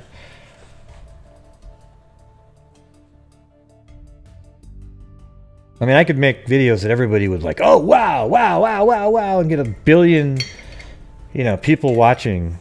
But that's not what I do. I just put out the truth, and if the truth is interesting to you, then that's great. If you want to see a bunch of crap, some sort of conspiratorial videos that are, sometimes, yes, they are more interesting, then go watch those.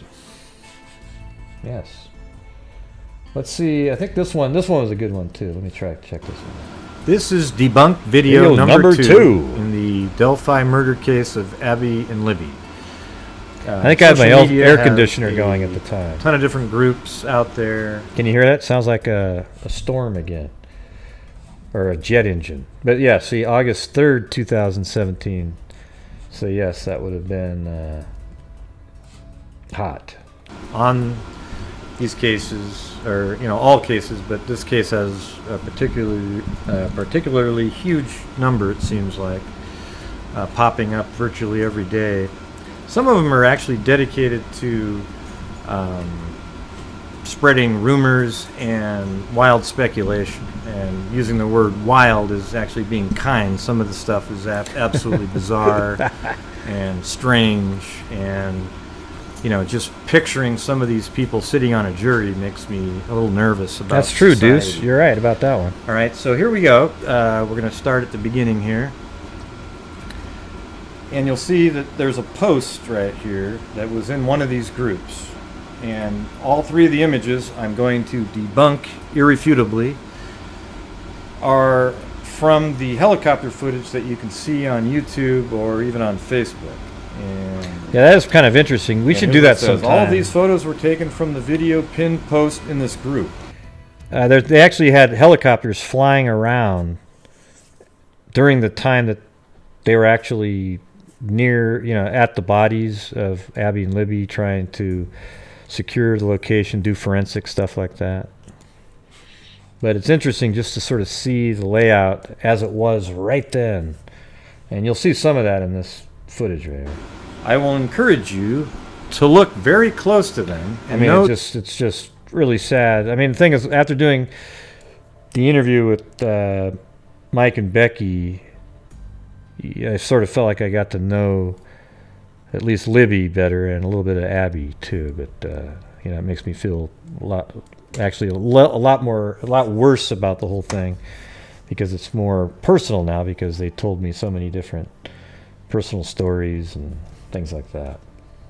So this is actual footage the news released, and they want you to read that it's actual footage to imply some inherent credibility to the images that they're going to share with you, even though what they're sharing is and trying to imply with the images is completely bogus.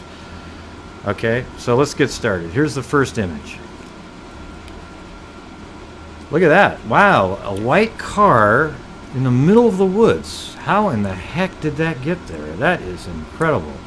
Well, you know what? It's not. It's actually at the edge of the cemetery. And I'm going to show you this. Here's the helicopter flying in the air. Now, the helicopter footage has a lot of glitches in it, but this one will immediately zoom into it. Glitches. Now, oh, my God, glitches. Look right there in the background. There's a red vehicle right Did you hear that? Grace said glitches. White vehicle. How come those videos can have glitches, but the Delphi ones don't? The white vehicle's just down in the corner where my mouse pointer is. And oh, yes, hit that like button. I'm going to go down. You can see it fully there. The red car sort of disappears behind the trees because of the angle. And you can see that there's more vehicles. There's one there. There's one here. And that's just...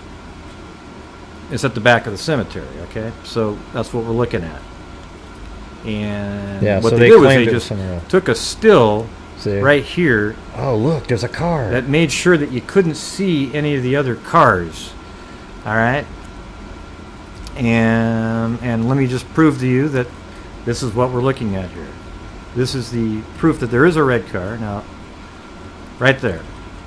Here's the cemetery. Here's the red car in the corner. Everybody who's followed the case knows that there's an actual red car that was at the cemetery when the crime scene cars got there. Now look at, that's the white car that's in the footage, and more of them lined up right here. All right, so that basically debunks that image. There isn't a singular car in the woods. It was at the edge of the cemetery. All right, now here's the second one. Wow. Yeah, look see at what that. this person Another did car on this just one sitting was in the a middle joke. of the woods. But incredibly, it's totally bogus too, and here's why. There's the helicopter. Now look at, there's 625, the private drive. Yeah, that's not a bad 625 idea, becomes Jennifer. the private drive. Send and me the car those is already on ideas the to my private email. drive.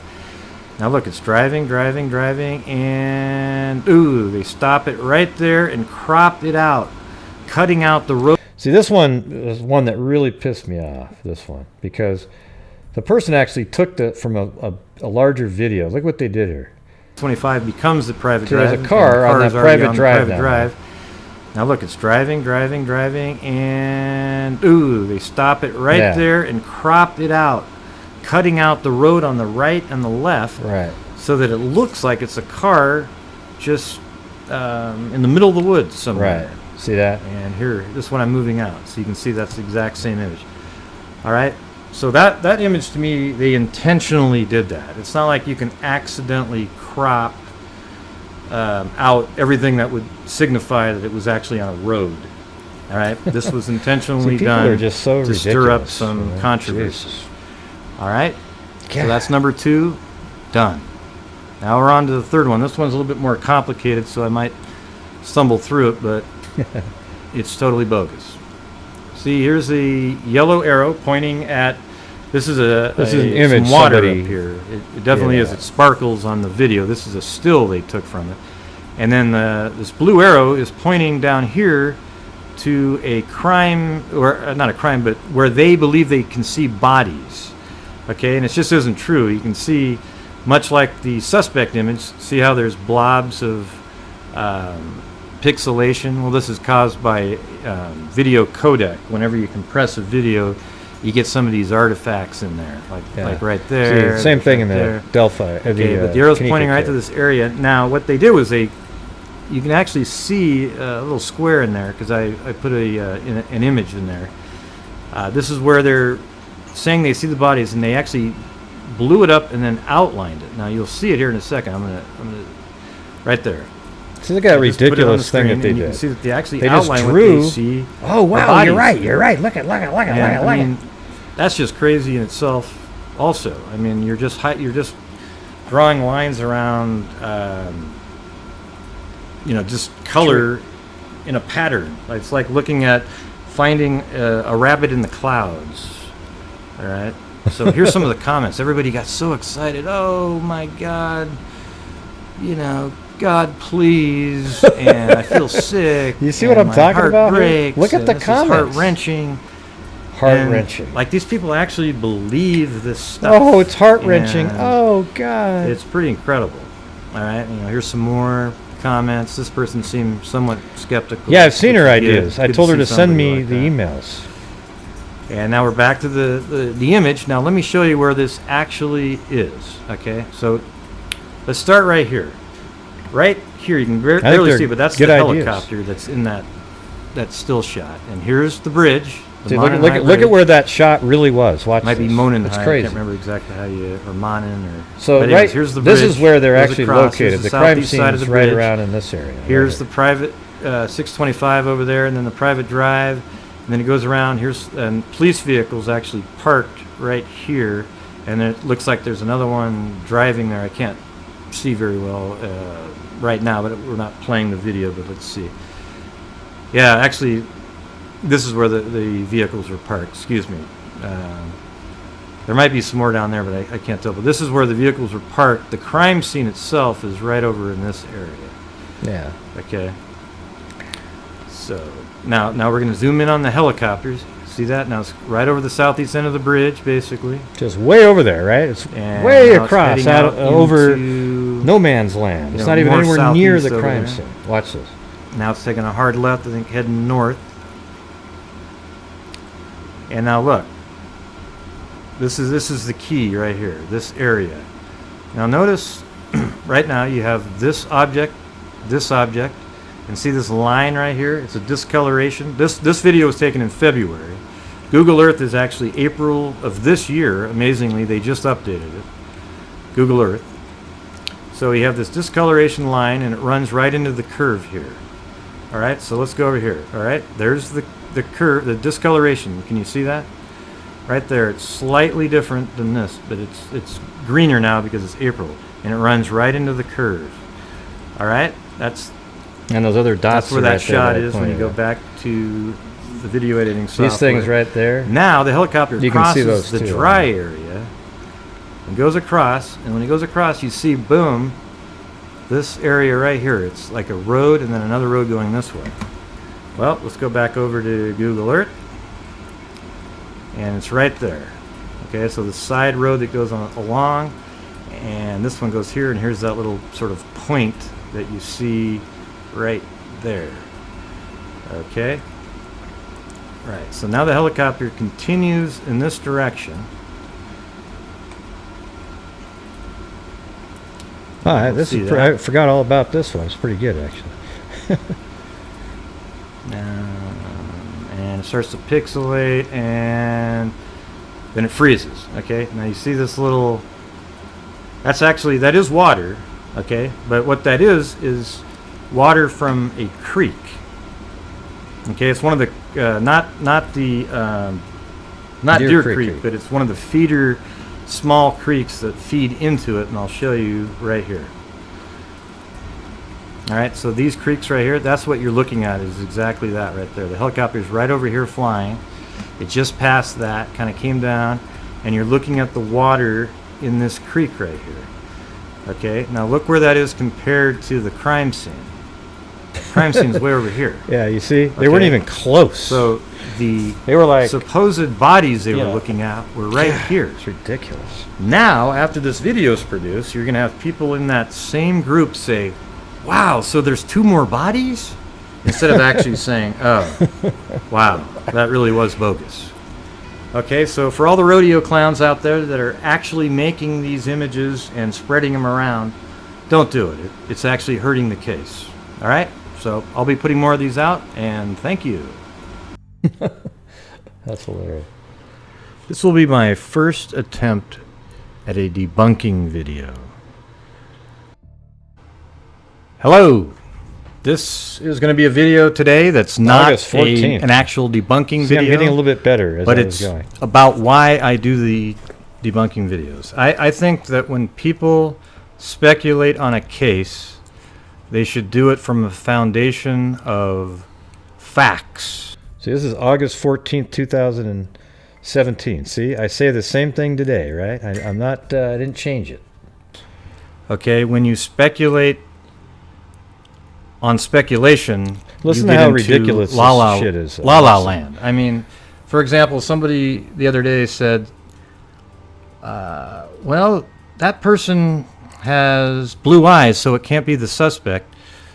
And this other person followed up with, well, maybe they had colored contacts on to make their eyes brown when they're really blue underneath. So let's keep looking at this person. Hey, listen, moron. You're wrong, okay? Just quit the wild speculation. It's insanity. All right? And if you guys could see some of the actual hateful stuff that are in these groups written about me just for doing these videos that debunk absolute garbage, you'd be ashamed of society, okay? Yeah, you might not like the way I talk or the way I joke around or I'm sarcastic or whatever, but it's an absolute embarrassment what you guys are doing, all right? So let's listen to this first clip. This is actually a interview by Alexis McAdams. It's an awesome interview, okay, for Fox 59, all right? And she's interviewing Sergeant Jerry Holman. Now listen to this. It's unbelievable. We keep working, but and I think a lot of people are misled by some of the Facebook postings and social media is not as helpful as some people might think. So, Boy, you got that right. Not as helpful as you might think. The Facebook presence in this case, for the most part, has been absolutely ridiculous. I mean, you've got these groups that are all they talk about is rumors, and they're so proud of themselves. You know, it's they even follow up what they say with, "We got this." Yeah, right, because you see 16 faces under the bridge. You know, like an army clinging from the bottom of the bridge, and they're all going to flip up onto the top. It's insane. You know, and I'm just winging this one because I'm so disappointed with these people. It's a joke. All right, now let's listen to what Jerry Holman said a few minutes later. so that one person knows the details of the crime. That's why we don't like to talk about the details and what we found, what we didn't find, because when we do get that person and we do talk to them, they're the only ones that are going to know the details of this. And that's another reason why we don't like Facebook putting false information out, because then people believe that, and then they tip off of those details that are false, and it just kind of impedes our investigation a little bit. Exactly. So you see all those people that you post, and you say, "Oh, this is the guy. This is the guy." I mean, you wouldn't believe. Andy remembers all sent these. to me Or not. by absolute. Oh God. I don't even know what you call these people, but they send me these pictures Hey LJ, he's gonna make fun of you in here in a second. of different people, and they want me to say, "Oh my God, wow, that's so incredible." But I just go, "How did you find this person?" "Well, I was just surfing on Facebook." And then I tell them, "Well, what do you think the odds are that you were just surfing on Facebook and you saw a guy with a goatee, maybe he had some reddish hair, and by God, you're going to turn him into the tip line? You people are nuts." Okay, now let's move on to the next one. Here, so we can't release everything we have because there's only certain people that know the details. And if we release everything, then we get into possible false confessions and people over exaggerating, embellishing information put on Facebook like we already battle with. So we can only give so much. Facebook thing, I know that's been that's had a huge effect too on the family. I mean, and that's like, probably a few years ago, if this case would have happened, or like, a decade ago, that wouldn't even have been a thing. Has that interfered with the case? Absolutely. I talked to some of the older Did you hear that? You people have absolutely interfered with the case. That's why I'm doing these videos. investigators. They didn't have to deal with that. When I talk about some of the stresses of social media, I mean, I've had tip on me from interviewing with other stations. Absolutely, we've had tips on other police. Isn't that disgusting? That some moron was watching this guy give an interview, Hey, LJ. trying to get the information out, and somebody turned him in. Okay, and what's kind of funny about this is early on in this case, on the 23rd of February, which is only 9 days after they were found, I came up with my Flow 3 theory, and I knew it was right. Okay, I felt like it was right at the time. Okay, but people said, "Whoa, this guy knows too much. Oh my God." So they actually turned me into the Indiana State Police website, but instead of crying about it, I uploaded my Flow 3 video, and guess what? It was so accurate that one of them somebody in law enforcement actually contacted me. Okay, and I'm not going to tell you who it was, but they were just impressed with how I was able to come up with the flow of the crime with publicly available information. All right, and that's just the truth. All right, and the reason I'm telling you this now is because in this 27-minute video. Yeah, the guy that contacted me wasn't really. He was the prosecutor, though. Not. I don't know. He wasn't an investigator, so it had nothing to do with. Like when he called me up, it wasn't like, "Ooh, let's see who this guy was."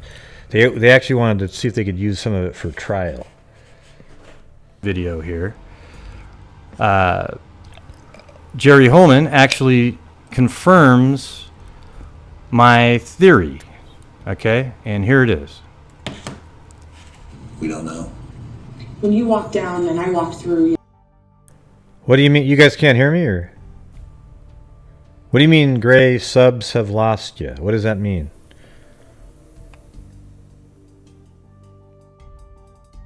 I don't get it.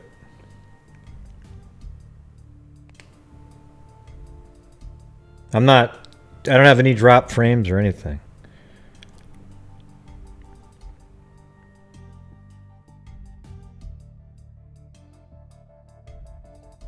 Can anybody hear me at all? Okay, I don't know what did Dan Da mean when he says gray subs have lost you. What does that mean?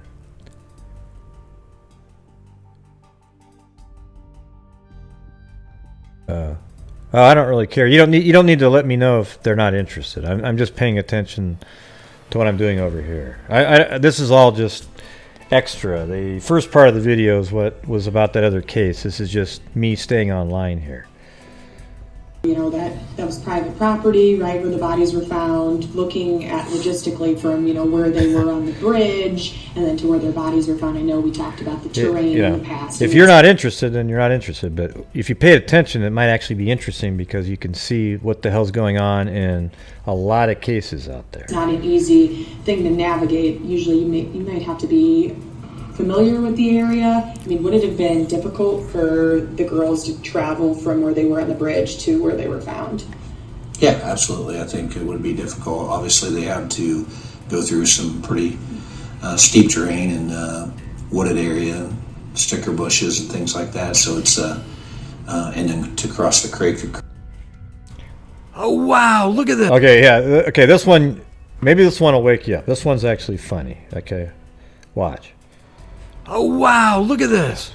It's incredible. See the eyes right there, and the another eye right there, and it looks like a mouth, and then chin, a big nose right here. But can you see that? Look at that eye, and maybe some tears right there. And oh, it was actually popcorn. Huh. That's what people do in these crazy. cases. Delphi case, the Kanika And Jenkins what you case. just witnessed is a absolute phenomenon garbage. called pareidolia. Pareidolia. Kind of a strange word I haven't seen before. Oh, this is funny too. Watch it. I think I pronounced that right. And if you can look right here, it says that it's a, come on, window. The tendency to perceive a specific, often meaningful image in a random or ambiguous visual pattern. Oh, I didn't think you meant Okay, disrespect. now here's how but it's pronounced. it throws me off. Pareidolia. Okay, let's listen to that again. Pareidolia. Wait a minute. Did you hear the way that guy sounded? He sounded like the same guy that says down the hill. Whoa, maybe you should call up Webster Dictionary, see who makes these recordings, and see if he was anywhere near Indiana at the time. See, that's the same crap. Pareidolia. Can you hear that? Down the hill. Pareidolia. Kind of has that scruffy sound. Wow. Okay, see, that's actually what people do Yeah. in these groups. They go off on these wild tangents, and believe me, they're wild tangents. They don't perceive it that way, though. That's just that's the truth. They just don't want to hear it.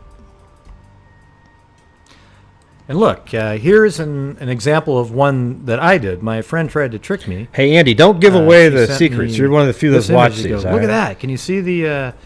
There's like a beagle. It's pooping. It's got the ears, the nose right there, top of the head. It's crouched down. You can see it. Look at that. It's over there, doing its thing. And I was like, I don't know. Looks kind of too small, so I had her send me the original image. And by God, it's a Dasania water bottle. Looks nothing like a beagle when you take away all the blurriness. See? Oh, you want to sleep, is a Jim? Dasania Hey, good night, water Jim. bottle, Thanks but it for looks like showing one. up here. Okay. Appreciate it. But here's the blurry image. And look at that. It's the same image. But when you blur it out and you start zooming in on pixels, you can see all kinds of... You see what I'm saying? This is what I'm talking about in the Kanika Jenkins case. This is exactly what people did. And I experienced it all through the Libyan Abbey case, so I know exactly what's going on. They blur the images, and then they can start saying they see everything, right? Random things. All right, so that's an example that... I think it wasn't actually Dasania, though. It was the other one. What's the other one? The with the blue. But either way. At first I thought, wow, that does look like a beagle. But the difference between me and a lot of people that I know and... Hey, Jim, I know I start these late. You don't have to... I know you do it. It's really kind, but if it's... I mean, my God, 2:30. I hope you don't have to work tomorrow. I mean, if you went to bed at 1, I wouldn't go, oh, God dang it, that Jim... maybe I should just start the show at about 8, right? All right, so I don't want you to feel like you have to stay in here. I know you probably want to, but I don't want you to feel like you have to. All right. I mean, he's a wrench, and I don't want him to feel like he has to do it. All right. Yeah, Aquafina. That's right. That's what it was. And some of these Facebook people that are the wild You can almost speculative make out types the is A that on once it. presented with the image that's clear and shows So the let me water re- bottle. so let me which, rewind it to the that. difference between me and a lot of people that I know and some of these Facebook people that are the wild speculator types is that once presented with the image that's clear and shows the water bottle, which, this one clearly shows that it's a water bottle, I then don't keep going back to this image and saying, no, but everybody, look at that. It's really a beagle. Okay? Once you see this right here, you should change your complete idea of the situation and move on. Okay? But what we keep seeing is that even after this, things have been explained to some people, they keep bringing it up. They can't let it go because they were so... they believed it so strongly that they can't let it go. It's like cognitive dissonance or, there's another term, I think it's called, confirmation bias. Now they can't let it go, so everything they look at will help try to explain what they believe instead of actually changing their own mind based on the new evidence that they've received. Okay, and here's another one.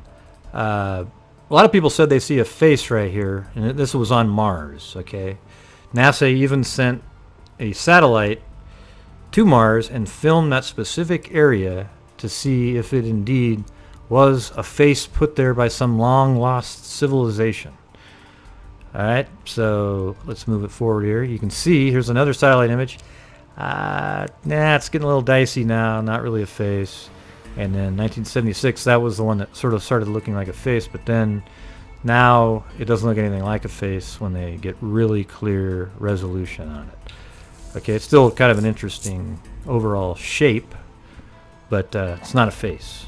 All right, and here's a dolphin in the clouds. Okay, we all know that's not a dolphin, but when you look at it, the first thing you think of is a dolphin. Now, some of you will probably say, "No, Gray, I saw an airplane.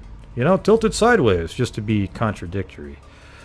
Okay, and here's another one. The chin, big lower lip, big nose coming up there, eye socket, forehead coming around, but we all know that's not really a face, right? It's in the clouds. Now that we know about the phenomenon called pareidolia, Come on, see, we this understand explains a why lot. people see the things Oh, hey, they good night, see. Stephanie. For example, this is what This is today's just for the debunking late video nighters. number 7 will be I'll be off about. here pretty soon The myself. area enclosed in green right here. What happened to People say Daro, they see though? I a haven't car seen her all there, night. person here, maybe up to 3 people and 4 cars they see. Well, anyways, all right. Creek, obviously is... Just thought I'd bust out a few of the oldies but goodies. My first debunking series.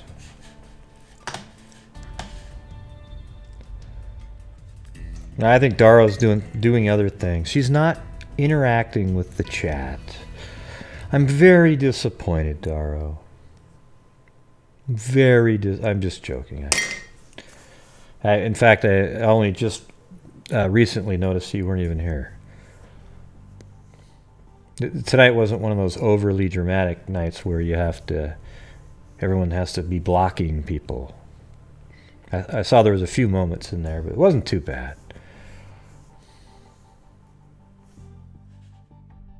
What's that one? Yeah, I've seen that rat one before. It looked pretty good. Or it looks like a gopher.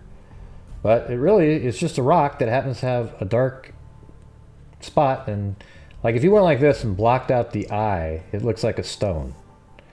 But all of a sudden, just because there's that little eye shape, oh my God, it's lots of stuff like that. Because as we all know, there isn't a rat walking around on Mars. Right? Yeah. Hey, but before I'm going to do my final flyby here in a minute, but I want to say thanks to Charlotte Rosh. I don't know if I ever say that right. Raasch. Mood Ring, Margot A, Anani 14107. Joe, thank you very much. Patricia M, Nicole McCloichi. I never really got the correct pronunciation of that. And then Amy Darcy Marie, Dan Da, and T Naatam.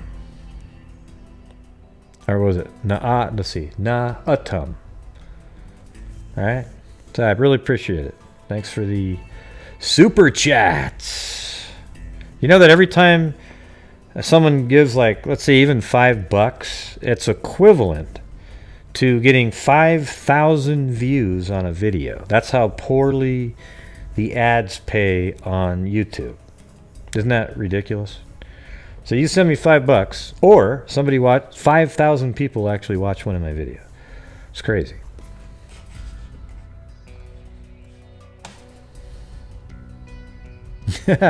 Yeah, so if you send me $10, that's like 10,000 people watching the video.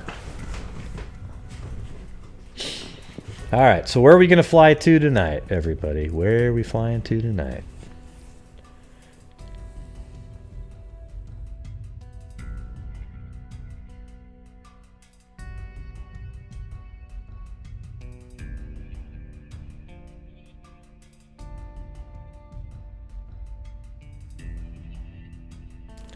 Pakistan? Forget it. LJ, Jesus Christ.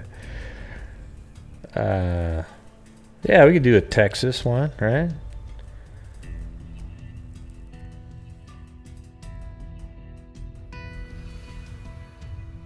Mons, Belgium. Jeez. Yeah, that's about right. That's like $1 per 1,000. It's crazy. Yeah, we can do Texas. Oh, come on, Daro. Jeez. You don't have to give me $5 to say that you were here all night. Jeez, that's crazy. But thank you again. I'm gonna send Daro some money pretty soon. All right. Jesus, nuts. All right, I'm gonna do Texas.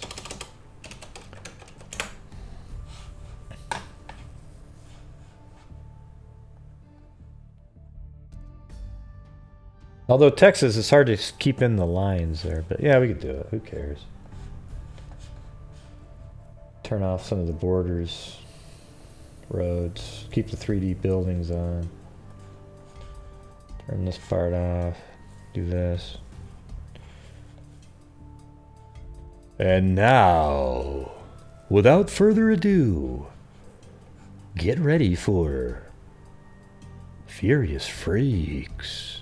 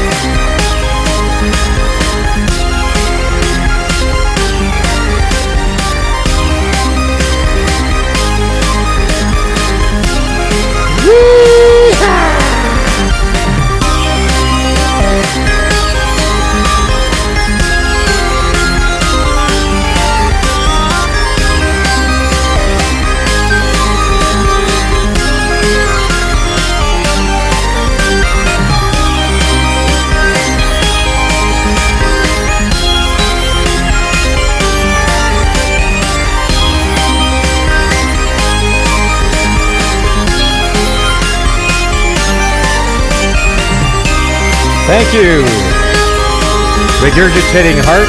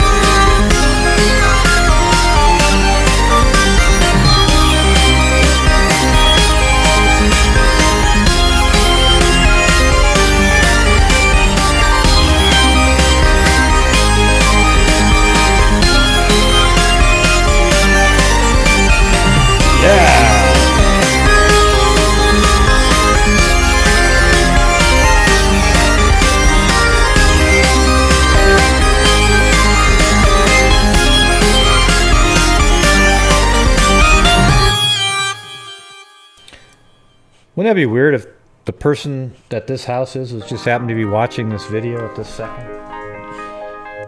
I think I'd go out and play the lottery right after that.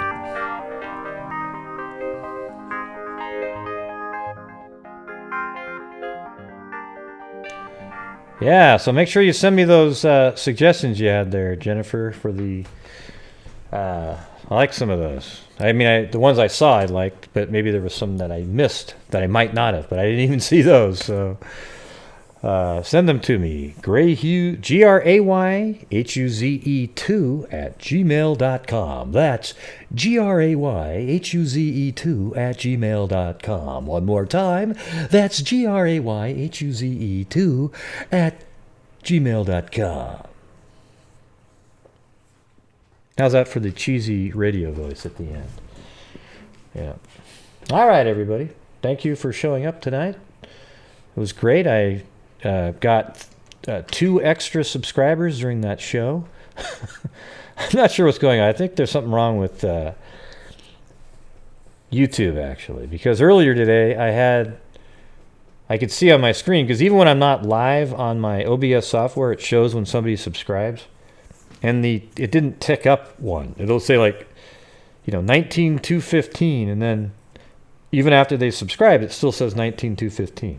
So I don't know what's going on there, but anybody who's subscribing, I appreciate it. And I thank everybody for showing up tonight. I am sitting here in the dark, everybody, getting ready to go to sleep here in a couple minutes. And hopefully anybody watching this didn't have to suffer through the second half, and they could just watch the first part that was actually the case that we discussed, which was, let me get the name of that so I can say it. My brain, I'm so tired now.